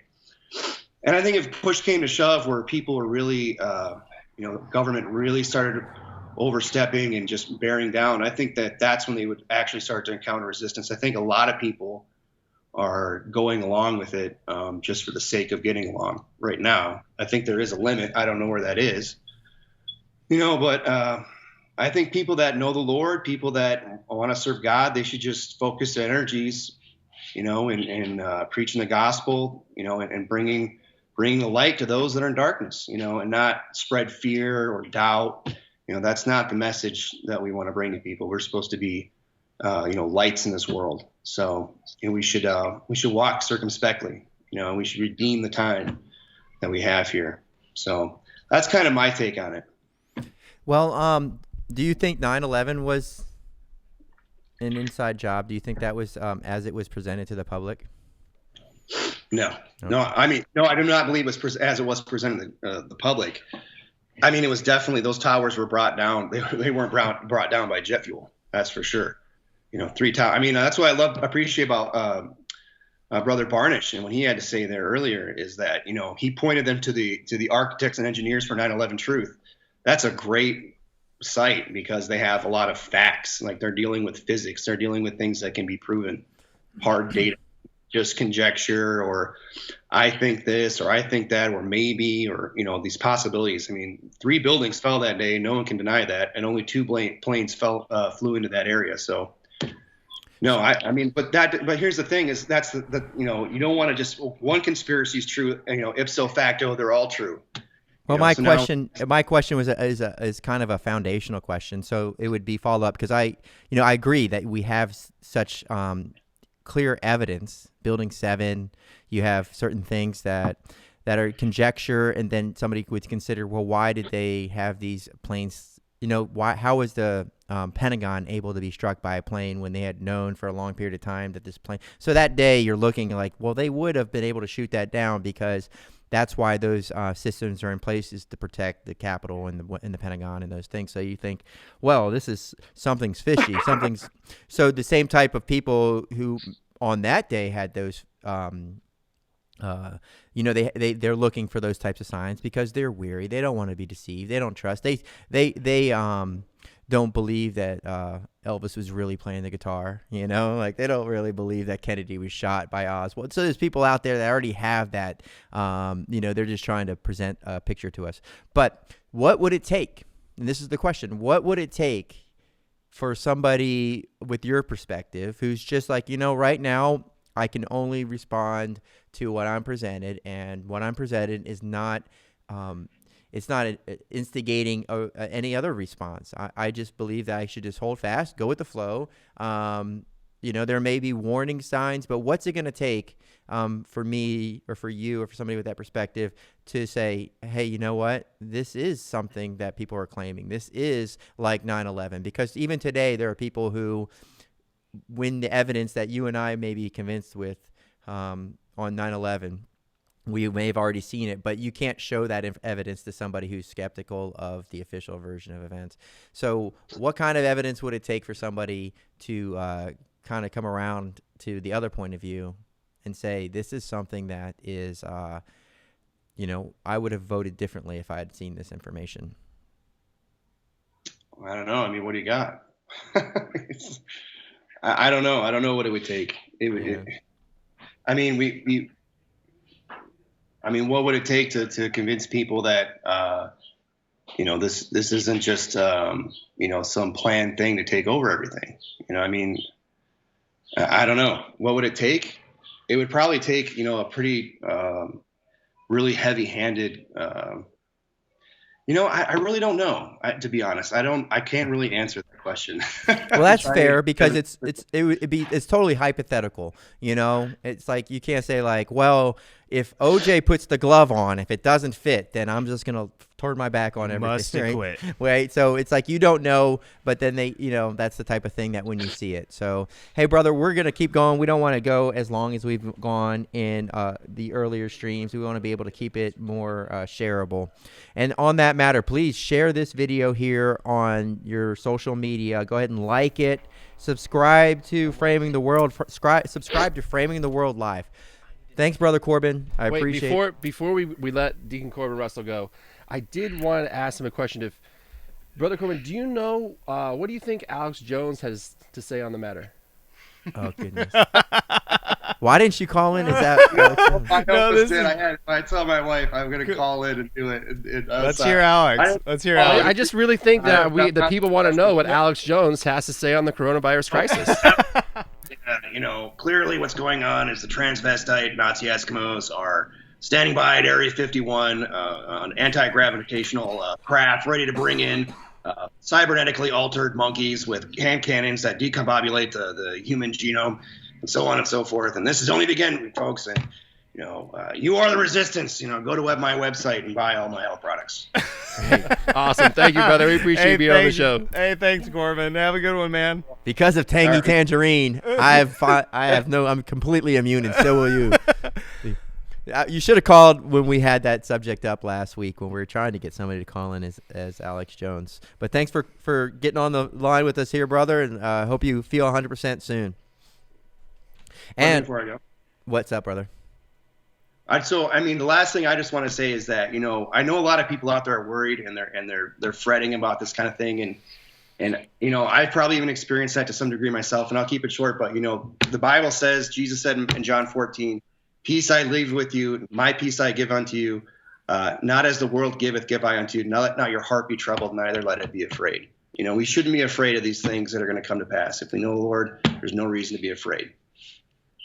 Amen. And we need to keep reminding each other of that. And we, more important than that, we just need to just put it on. We just have to wear it and walk with it and just be there to share that truth with people however we can.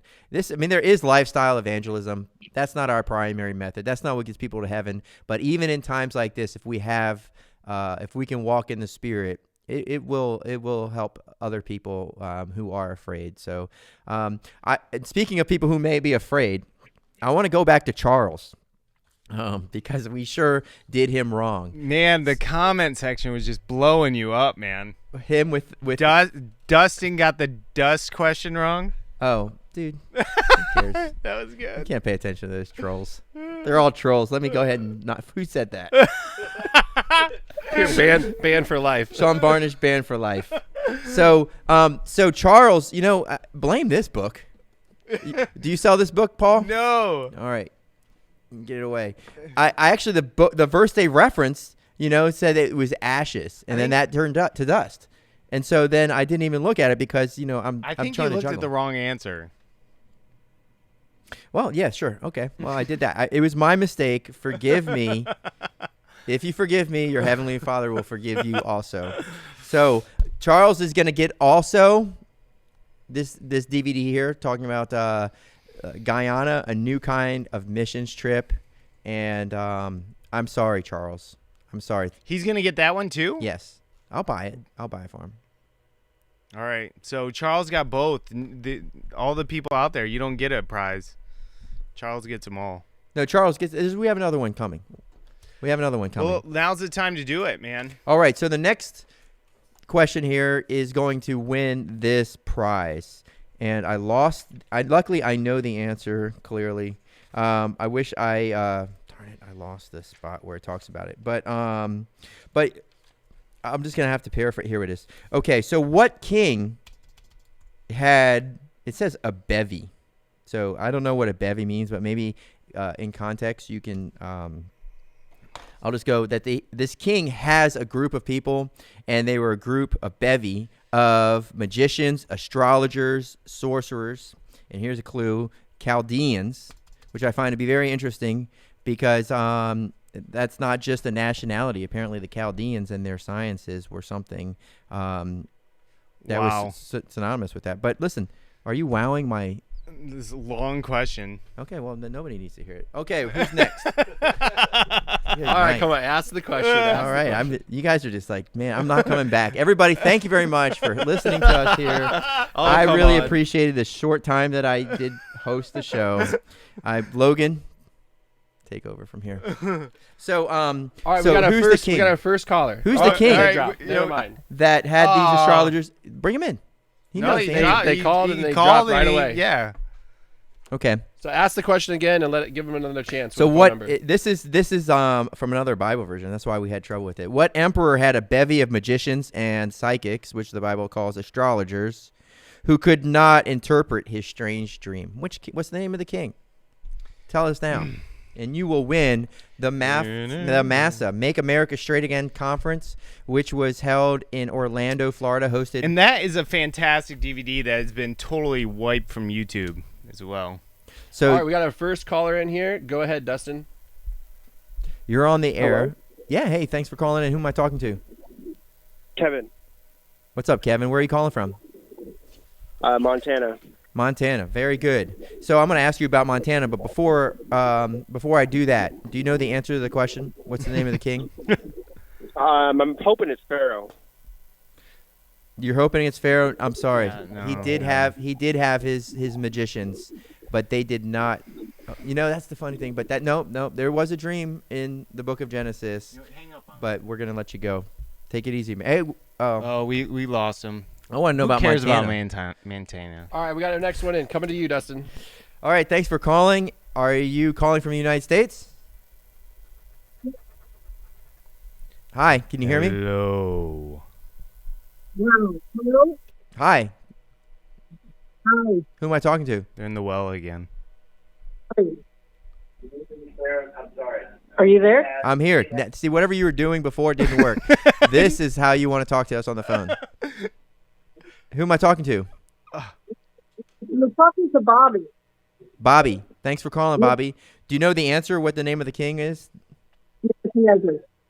Nebuchadnezzar is the answer. Now, you could have said Nebuchadrezzar. We would have probably accepted that. But it's Nebuchadnezzar. And you win a DVD set here of the Make America Straight conference. Where are you calling from? Vegas. All right. She's in the well. Yep. Thanks for so hang on the line, and hopefully we'll be able to get your information. We'll mail this out to you. Thanks for calling in. Thanks for being part of the show. All right. So next we have another guest lined up here. We've gone so far. We've talked to brother Sam Osborne, and I think was he in Australia? He's from New Zealand, but was he? I'm unsure at this point. We probably should have asked him that. Yeah, and he was kind of broken up, so let's just blame that. And then so we had the deacon of Faith Ward Baptist Church, Corbin Ressl. We just had a conversation with him, and he's just keeping it real. He's not speculating on anything. He's accepting the what's being presented. He doesn't have any reason not to doubt it. So he's taken that position. But what he's underscored in that whole thing is that, we're not trusting in these reports. We're trusting in the Lord. We don't have to fear anything. So Yeah, so that's who we spoke with a moment ago with Brother Deacon, or just Deacon Corbin Ressl. We spoke to Pastor Joe Jones of Shield of Faith Baptist Church in Boise, Idaho. They have just been put under a 21-day lockdown. They're in Boise, Idaho, where in their state they've seen 4 deaths as a result of the coronavirus. And we have Pastor Rocky Randall from Iola Baptist Church. I forget where he's in. He's in Kansas, so where Charles is. But we're gonna get him on the phone or on the internet. What's our way of? Oh, he is. There he is, right there, Pastor Rocky Randall. How are you doing, sir? Thanks for coming on the show. Yes, sir. Thank you. I'm doing well. Very good. You sound like you've got a good connection too, so we're happy for that. How's the 5G over there? Yeah. What's that? I'm just kidding. I don't know. It's a secret. So, hey, what's happening there? Are you guys now under lockdown?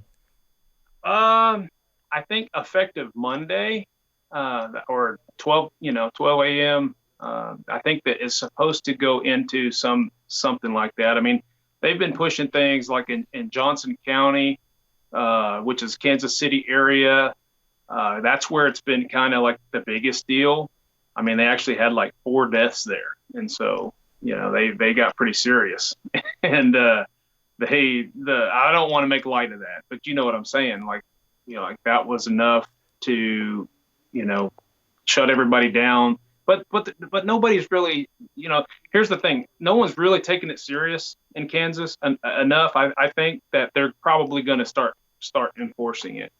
And so what we have is like, you go to the store, everybody's out the store, everybody's driving around, so it's starting. I think they're starting to get stricter right now on that in Kansas City area. But here in Iola, see, I pastor in Iola, and then we're doing a work up there in the Kansas City area. And in Iola, it seems like nobody cares. They'll want to come shake your hand and talk to you. I mean, hardly anybody's panicking about it here as far as I can tell. And in Kansas City area, it's starting to become kind of a big deal. But yeah, now I'll say this: in Kansas, they have actually been pretty acceptant of like our First Amendment rights. So like they don't want to do anything to infringe upon that. So they put into effect, I don't know how other states are doing it, but they put into effect like, they can't ban you from buying, ammunition. They can't stop. They actually put this in the mandate. They can't stop you from religious gatherings.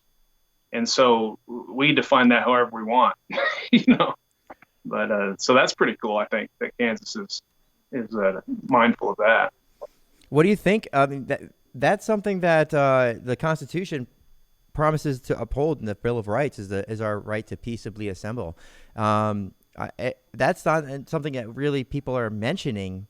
Is that that they would actually be that this would be a constitutional grab, that they're flexing a right to do something that they by the principles of the Bill of Rights they do not have the authority to take. What do you think of that viewpoint? Yeah, that was probably one of my biggest fears of all this. When they started saying, talking like, churches were shutting down, and I didn't know, because I'm not really big into looking up all the stats and researching all the things. I just kind of just go on the best of my ability. But my fear was that, because they were threatening, big fines and jail time and all that. And I'm like, man, I really don't want to fight with the government at this point. I don't, the time's coming, but I don't want to do it now. And so I told our folks about that. I said, hey, they're getting ready to pass this bill.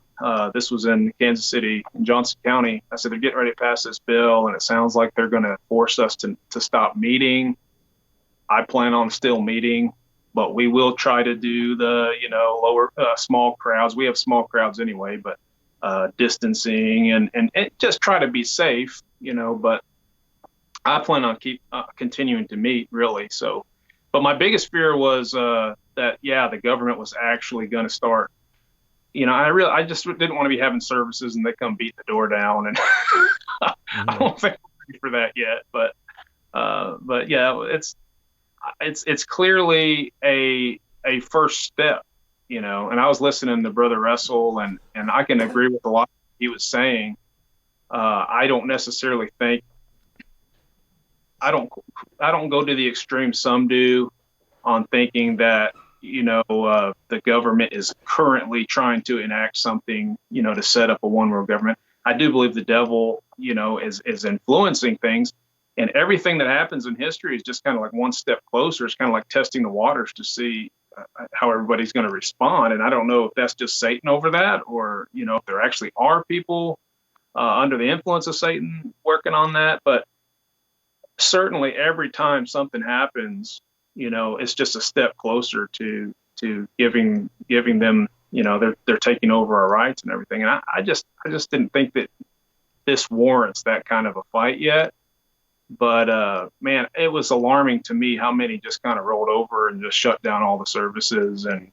And I understand they're thinking, hey, this is just temporary, and if it becomes a long-term deal, then maybe we have to stand up. But to me, it was just kind of alarming how easily everybody just kind of rolled over during this, you know. Mm-hmm.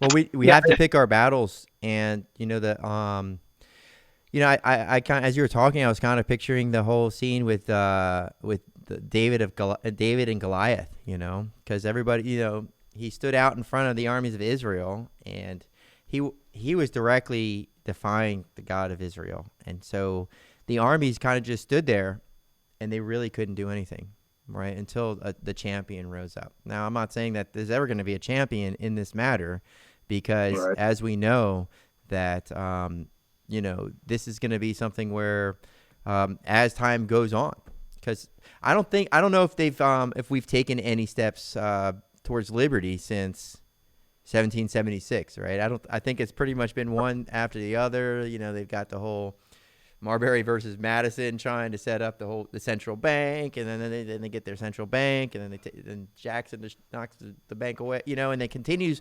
And so maybe that was a victory, but so you know, so we've moved step by step into what somebody would anybody could say is the end times agenda. So it's the devil has been progressing, marching on to come against the woman and her seed and the remnant of her seed.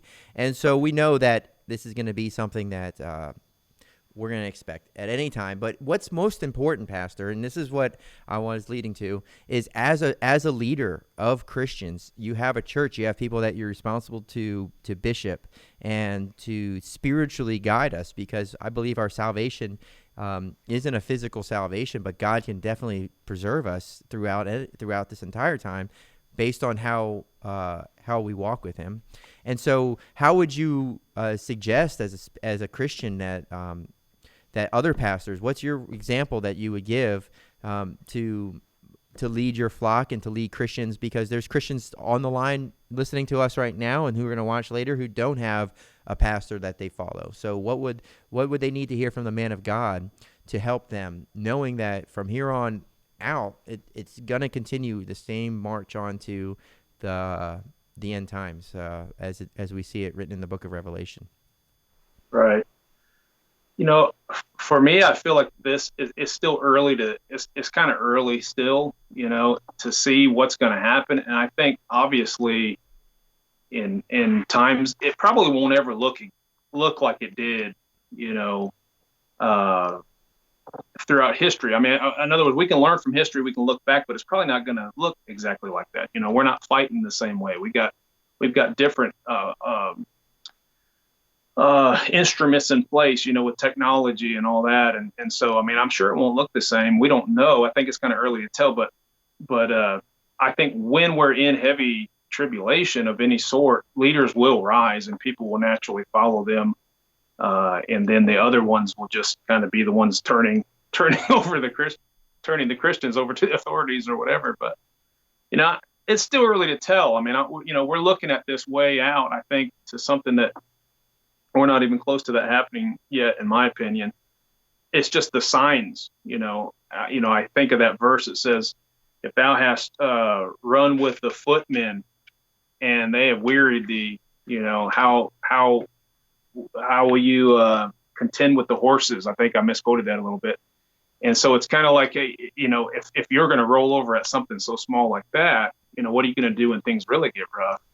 So, I think it's important that we're just constantly watching and being aware of the spiritual battles that are in place, because here's the deal with this virus. I'm not doubting that it's a serious deal. I'm not doubting that, it's killing people. But come on, we're talking about 4 people that died in Johnson County. Then they're shutting down all of Kansas for 4 people that died. I think today it was 5. And probably 5 people died today in the hospitals from the flu or something else. And so it's like just this mass panic and this mass, like, we need somebody to tell us what to do. Okay, stay inside our houses. Okay, we'll do it. And then it's just not really thinking for themselves. And so here's how I'm handling it. I want to put people at ease, and I want to, as much as lieth within me, live peaceably with all men and all. And in Iola, we're primarily, like 90% of our congregation is older folks, health issues and all that. I understand some of them want to stay home, and I wouldn't try to push them to do anything. I don't want to cause them, any harm. I would do the same if it's icy outside. Sometimes there's little ice outside and all the churches in town shut down. And I'm like, I'm not going to shut down, but I do want our people to know, hey, don't take unnecessary risks. Don't cause yourself harm. But I'm not going to shut down, the opportunity for God to do something great. Because actually the fact of the matter is, in times of tribulation, in times that are hard, difficult times, and everybody else is shutting down and doing their own thing, whenever God's people come together, it seems like God works in a special way, So like for instance, our group in Iola and in Kansas City, we continue to do soul winning. And just this last week, we saw 10 people get saved, which is a high number for 1 week. But I feel like, the Lord is just kind of leading us to the right people and blessing the efforts that are put out during this time. So when people just take a step back and they say, well, what's it going to hurt to lay back for 2 weeks and just not do anything? I feel like that's exactly what the devil would have us to do, just slowly start getting away from the things that are most important. And I know people are still live streaming and doing various things, but I'm just real concerned about, if this was a test, I think we failed. Mm-hmm. So there's so you mentioned it and you touched on it, and it's been brought up a little bit, the idea that because people are staying home from church, it's just like any other access. So, I guess people are going to stop exercising too, because there's people out there who like to exercise and they can't go to the gym. So when everything's returned back to normal, as everybody's hoping it is, everybody hopes that we get back to work, we make up for lost time, and we appreciate things a lot more, that could come of this whole thing, and that we everybody just has developed a habit of keeping plenty of toilet paper on hand and washing their hands, and there's a lot of good things that can come from this. But the idea that when we get back to going to business as usual, that people are not going to go back to the gym, but in our case, they're not going to go back to church. Well, what are they going to do? I mean, they're just going to get in the habit of sitting on the couch. It's not like they're starting new habits. They're just getting out of the habit of going to church. So, so that's possible. But maybe also the people who are kind of Sunday morning people, what do they call them? Sunday morning glories. That maybe they're going to take it a little bit more serious, hopefully, and get more involved and to see the need, and maybe be scared a little bit that this isn't something they're going to have forever. It's like visiting grandma when she's old. You're just going to have to go see grandma, even if you don't feel like it, because she's not going to be around forever. So is that something that you think is very likely to happen, or do you think the people who just would go to church when it starts back up, they'll just go back to church, and those same people, it's just going to stay the same? It is interesting that, a lot of churches are live streaming now when they're getting, and I'm guilty myself of not really getting with technology and the live streaming and all that until now. And a lot of people that are doing that, I suppose, that could, all the fears that a lot of the old IFB people had why they didn't want to do that could come to pass. But he could decide, hey, I'm just going to stay home and watch services, and I'm not going to go to church. I guess anything like that could happen. But yeah, I think in times of tribulation, I mean, the cream rises to the top, and those people who are serious, they're, some will fall away, and those who are serious, will be maybe more serious than ever. But make no doubt about it, everything is going to change. It might not be super evident, but there's going to be laws in place and things that take place after this. It's never going to go back to exactly the same. And so I think it's very important that when these things happen, as Christians, we go ahead and we don't have to be rebels necessarily and just cause a big fight and argue with everybody and say and make fun of people or shame them for taking safety precautions. But we ourselves, I think, ought to put our feet down, and stand strong to do the work that we're called to do. I mean, like I said, it's early to tell. We don't know how bad, times are going to get, how hard it's going to be to not meet like this. But man, if we can't do it now, that's my fear. I don't know what tomorrow holds, but. Well, Pastor, today marks the 2-week, what do you call it? When something's 2 weeks away, 2 weeks away from today, 2 weeks away from tomorrow is Easter. And so that means the day before is the mega marathon, the worldwide soul winning mega marathon. That this would be the 3rd annual event. And I just got a text from Orbitz where I booked my ticket to go because I was going to represent Rapid City, South Dakota. I was going to go there, and we had booked a flight, and we were going to get together and go soul winning that day. And so speaking of the work of the Lord and what we were planning to do, hey, that's an offense. That's something that if the devil is, if it were the case, and of course you don't know. It's like somebody standing behind you smacks you in the back of the head, and there's a bunch of people standing there. You turn around and just said, who did it? And you don't know. So who are you going to go? You don't know. You just feel like you were smoked. So if people feel like, hey, this is happening to God's people and they're not able to do the work, that this is a big thing. I think the last 2 years, we got about 3,000 people or so saved. I forget the numbers, but, a lot of people were saved by efforts of soul winners going out worldwide. And I know that you were involved in that, and that you have that you're organizing people over there. And so that seems to be something that if a state's locked down for 3 weeks, that may be something that and I know I talked to my pastor, and he said, I'm not going to make any decision about it until next Saturday. So I don't expect you to make a decision on it, but I just got this text basically saying, hey, you can cancel your flight with the full credit, and your hotel is can be refunded if that's what you want. So what do you think about that work? And yeah, that's been on my mind. Things are going to slow down.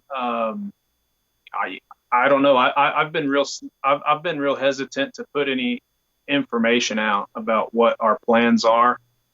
And, I've been talking with some of our guys that we're going to head up different events, and we want to use wisdom. One of the guys, it might have been Brother Ressl just a few minutes ago, but one of them was talking about, the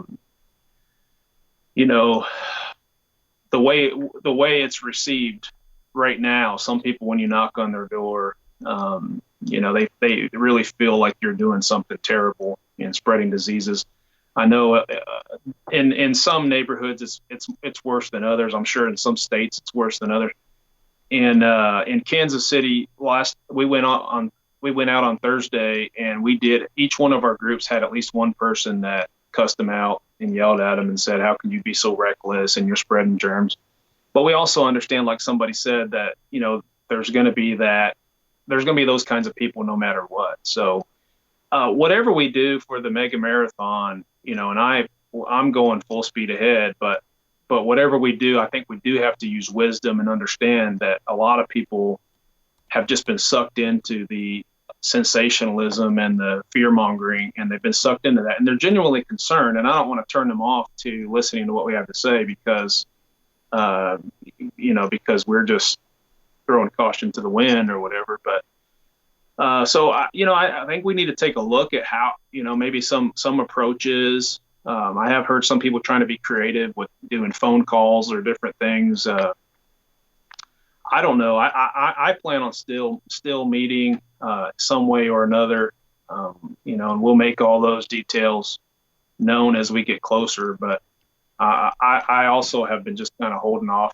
a little while before I make any final announcements on that because we don't know what's going to happen exactly. I would sure love to see it just blow past and everything's opened again before then. I think some people are pushing for that anyway because of Easter and everything, but it's kind of early to tell. Maybe, I don't know.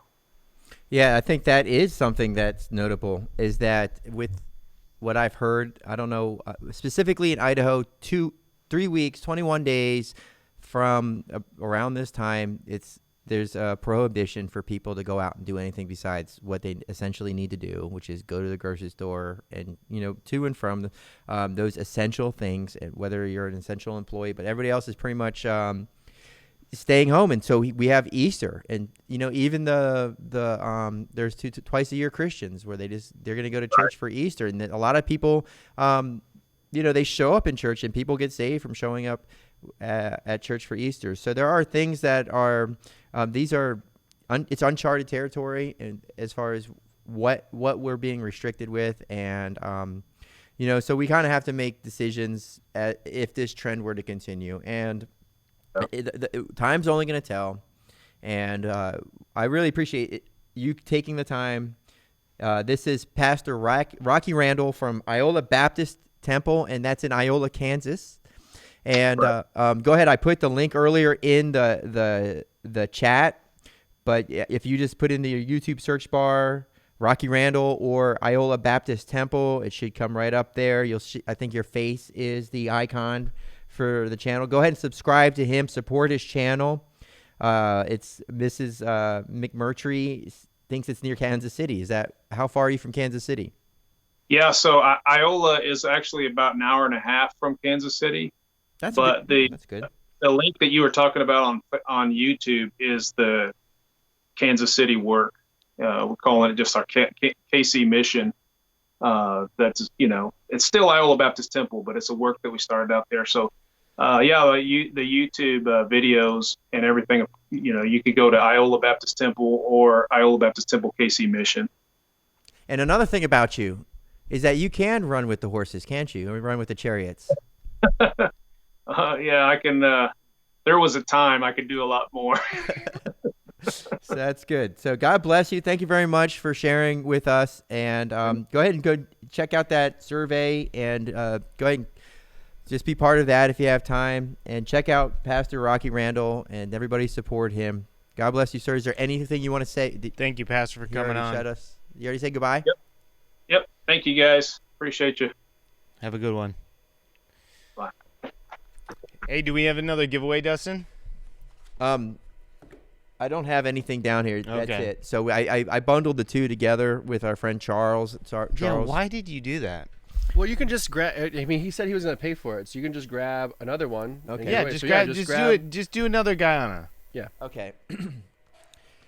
So, as we're getting to the end of this here, we're gonna give away one more DVD we're gonna call it a night. Yeah. So since I'm not prepared for this, we're gonna just. Oh man, this could turn bad. Yeah, I know exactly. It's like some of this is just totally lame questions. So Logan, come here and get the book. Is this a Guyana question? Wait, we're just doing. Do you have a Guyana question? Do you have one on the top of your head? Yeah. What is? There you go.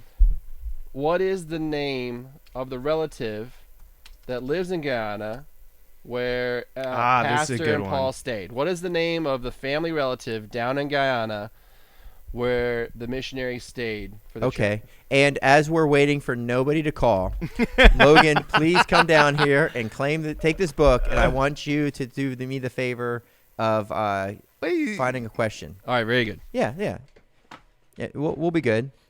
But in the meantime, so what I want to do is remind everybody to get on with that survey. Paul just posted again. So if you scroll through the chat, there's the survey. I also posted in there the link to the War of the Worlds video. So I think that's a very interesting thing.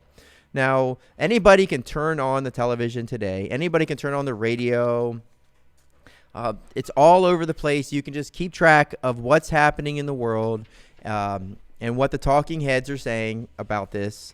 And so you can get all of that data and all that information, and you can. So that's totally available. What we're trying to offer here is a relief from that. Now, as you've gathered from us, we want to take matters light in the way that that sometimes we just have to kind of rise above this with our attitude. Our attitude goes a long way as to how we can respond to this. We don't want to be trembling in fear. We don't want to be locked. We may be locked down physically, but in our spirit, we want to have that liberty. So we're trying to provide a place for people to come, hear some points of view, so they can let off some pressure about it.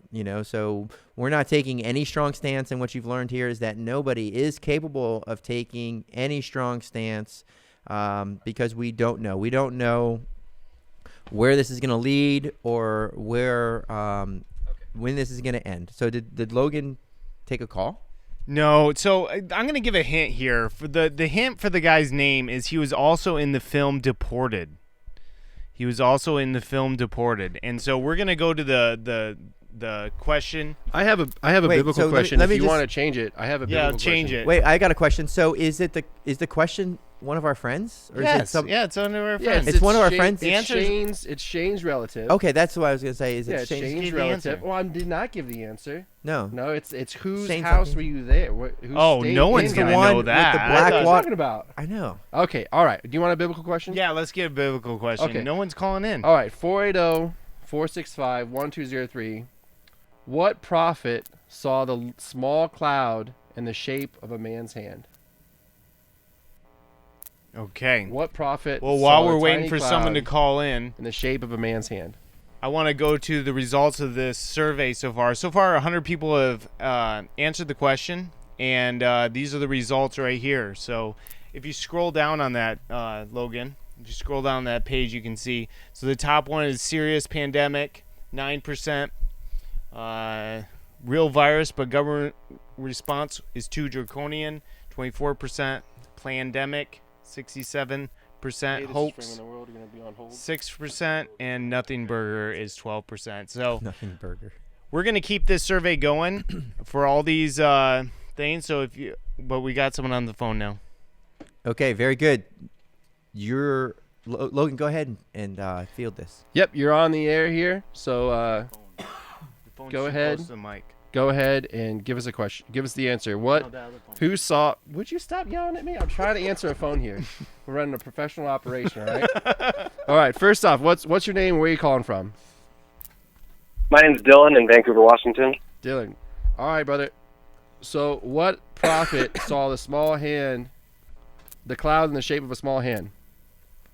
Is it Elijah? Correct. Good job. Good All job, right. man. So you get what did he win, Dustin? Oh, the guy on a DVD. The guy on a DVD. Congratulations. So stay on the line. We'll get you information. So this is all right. Sounds good. Pastor Anderson and 8 others, including Paul and Shane and Logan, right? And who else? Mm-hmm. Who else stars in this? No, I just got you. I don't know, man. Oh, okay, it was so long ago. But you know what? It's just. Yeah, so this is a DVD here. It's of their time, and I fell asleep watching it, but I got a copy. I'm going to go ahead and fire that thing back up if I get locked down. So it was good for what I saw. It was really good. Well done, Paul. So who was that on the call? Somebody from Vancouver, Washington. He won. We'll get him a copy of that. And so today we've given away a copy of the Massa Conference DVD. These are available at framingtheworld.com. So go ahead and stop over there. You can get all kinds of products some massage. This is your last one, isn't it? So you can get this massage oil here. You can get other soaps and. Yeah, we're not selling that anymore. Actually. Okay, all right. Yeah, Well, but that's yours. You took it. Yeah. Okay. Well, all right. Fine. I'll take it. It's good massage oil though. Don't tread on us. We have copies of this over here on framingtheworld.com. Do not forget to subscribe to Framing the World's Patreon. We also have Framing the World Live on YouTube. So next time you want to make sure that you've rung the bell, that you're going to be notified when we have another live stream, which I believe we have scheduled for Monday. We have one for Monday, and we have a schedule for Tuesday too. So Tuesday is going to be a great show. Make sure you don't miss Tuesday. If you're going to pick one day, don't miss Tuesday.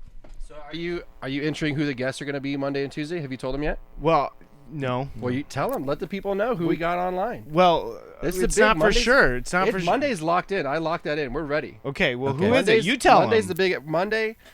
We landed a big fish. We're very excited about it. We're gonna have Dr. We're gonna have. Good night. All right. The big guest we're going to have Monday. Yeah, Dustin got muted. Yeah. Monday, 5 o'clock, Dr. Kent Hovind. So we're really excited to have Dr. Kent Hovind on the show Monday, 5 o'clock, just to kind of give his perspective about what he thinks is going on. And, we actually have him for the entire hour. So we're going to have a great time just kind of rapping with him and, getting his thoughts on the matter. So we're excited about that. Yep, definitely. So make sure to tune in Monday, 5 o'clock, same bat time, same bat channel. Paul, what's your email? If somebody wants to send you some good stuff? Yeah, Paul@framingtheworld.com. Paul@framingtheworld.com, or they can just go to my website and send me an email through there, and I'll put the link to the website in the chat right now. Okay, sweet. So, everybody just get online tomorrow, find a church that's live streaming, and just get the message that the pastors got. So we've got a lot of churches. Hopefully, if you go on YouTube, you'll be able to find these churches, see who they're suggested. Other churches, subscribe to them all. Find out who's streaming live. Find your favorite. And don't miss church tomorrow. Sunday night, Sunday evening, Wednesday night. There's church services also on Thursday evening. So there's plenty of church to get. If you go to faithforwardbaptistchurch.org, you can go ahead and download every single sermon that Pastor Anderson's preached since 2006, I believe, from the first one that he recorded. So I don't know if it was the very first one, but from there all the way back to 2006, you get tons of preaching. So there's no lack in that. If you need a Bible, Paul sells Bibles too. So check out. Well, hey, someone put Miss McMurtry posted in the chat. The ladies make sure to tune into Gently Led Sisters. She's spamming. Should make sure to tune into that and post a link, ladies, where people can go to subscribe to that channel. They do great things. Our House also is a great YouTube channel. I watch most of all those videos that come out. It's a great resource for homeschooling moms and stuff like that. So I appreciate it. I don't mean to be taking your listeners, Miss McMurtry. So these are just fun, and I have this space, and I've been trying to get people excited about this space to use it for a long time. No one cares about it. I finally talked these guys into doing something with this space, and so it's fun. I'm glad that they're doing it, and I can't do it without them. So I would do this every single night, literally every single night if I could. But it all falls apart if this guy doesn't show up. Right. And this guy doesn't show up. Hey, Mrs. McMurtry, I'll have you know that I asked my wife last Monday. Was it last? We were here all. It had to have been. I said, "So, how'd it go? What do you think?" She's like, "I was listening to Gently Led Sisters. I didn't." Yeah, my wife too. My wife wasn't listening to us. She was listening to Gently Led Sisters as well. So you've got a stable audience. They're gonna. Post a link to Our House. Okay. If we can find that. Yeah, totally. So, Logan, what do you think about this whole thing? Did you vote? Yeah. I did vote. What did I? Let me. You what did I can't change say? your answers, too, once you wasn't voted. change it. I Yeah. did think. What did I say? You can vote multiple different things too. I definitely think like it's obviously real. It's not a hoax. Whether it was planned or not planned, who's to say? But I definitely think that they're using it to their advantage. Like whatever, they never let a crisis go to waste. So whether they planned it or not, they're 100% they're going to use it, and take away liberties. And then, but I do believe that it's not going to be as a big a thing as it is. Like if they never reported on it, if no one ever said the coronavirus, they would have looked back, like life would have went on, and they would have looked back a year later and they would have noticed, hey, there was kind of a bump in the flu deaths last year. Like that, I wonder what that was about. You know what I mean? Like I don't think there's going to be this mass die off of everybody. Like, I really do think that, in a couple of months, this is all going to kind of mellow back out and we're going to get back to normal. And whether that's a test or they're pre-programming us, who's to tell. But, hopefully, God willing, that my prayer is that everything gets back to normal by Easter. I'd love to have it back by Easter to get people back in church, because I think people would be excited to get back in church because they've been stuck at home having to listen on live stream. I think you're going to have a big jump in church attendance, God willing. And I 100% we don't want anything to curtail the mega marathon and the great work that's been done, the last few years, seeing thousands of people saved one day, just that community of everyone coming together. I think it would just be a perfect timing. I think if we could kind of get back in time for that, I think would be a great jump, to kind of restart everybody back in church, excited, fired up, thanking God, that, even like the lame Christian, that's not, like, that watches Fox News and just kind of eats up whatever, Fox News Baptist type just eats it up. It was able to, even just like be thankful, that they had their family, that time to kind of reset and get back into church and on fire for God is my prayer. So no, I appreciate, that we're just happy with the show, where we started it to kind of bring awareness to people. And, everybody was, when we talked about why we wanted to do this show, everybody was stressed out. Like everyone's watching Fox News or whatever, the news channel, or Facebook. It's like, you can't turn your head left or right without seeing coronavirus, and everybody else is talking about it. And everybody had questions. Like you can tell it's on everybody's mind. And so we wanted to give people a platform where they could hear the leaders in their life that they actually respect, and not some Fox News host, but they could actually, talk and hear from the people that they respect and their leadership in their lives and their pastors, and then, people that they trust, and not just some random reporter feeding him, who knows what. So we really wanted to give people a platform to call in, to talk about it. And I really enjoy all the different views, some of us are really passionate about what we think is right and who's wrong, but I think it's great. We're giving people a platform to showcase all the different points, and I think a lot of them are valid. I think there's a little bit of truth in kind of all of it. And I can see that, and it was great having Sean on to talk about the how people can poison the truth well, as it were, and then having Deacon Ressl on with some perspective. I just really enjoyed it. And then obviously, we're trying to keep it fun. We're not trying to be like a mass hysteria all the time and like the sky's falling, but we want to have a good time with it. We're not polished professionals up here. We're just we're figuring it out. Hopefully you've kind of noticed the show's gotten a little smoother as it goes on, but just a little. We're just barely. We're trying to still trying to figure out that that noise in the mic. I don't know what's going on with that. Paul's losing his mind over here. It's the 5G. It's a phone. It's a 5G. 5G creeping in. So no, I'm thankful for Dustin.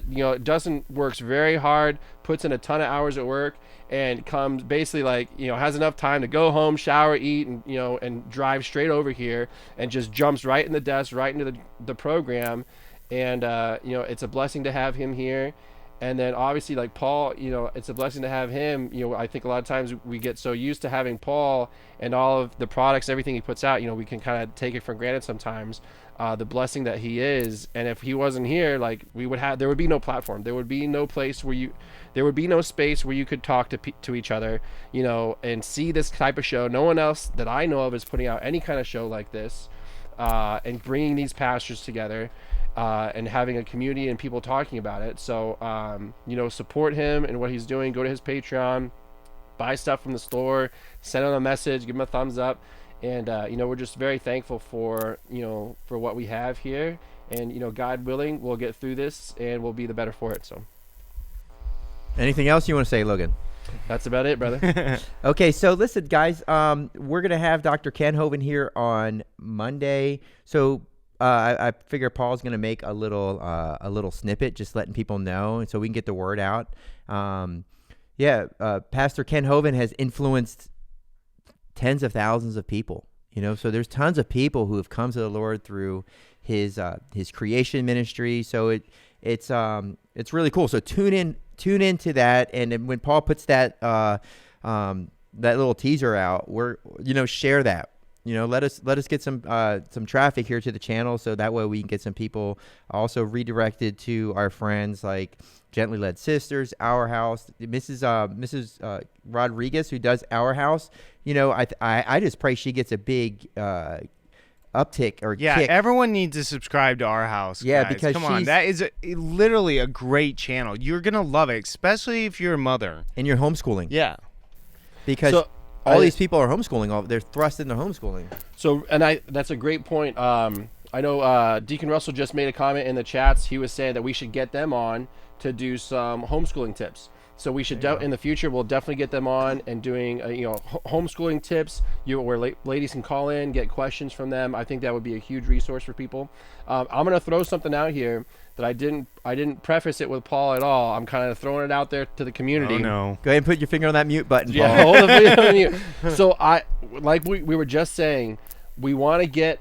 It's a huge get to have Dr. Ken Hovind on here. He's a very, very busy man. To have him come and give an hour of his time to talk about this, it would reach a lot of people. So I want to put it out there to see to really, more than just sharing on our own page, I want to see if people are interested in getting in, talking with Paul and doing a Patreon, doing some kind of donation to Paul to buy ads on Facebook, YouTube, and start really pushing it outside of our group, that would be that are interested in Ken Hovind and his space, and getting it out to all those people that he influences to really push this thing out there. And I think we could get a big jump in the viewership and reach that many more people with this program.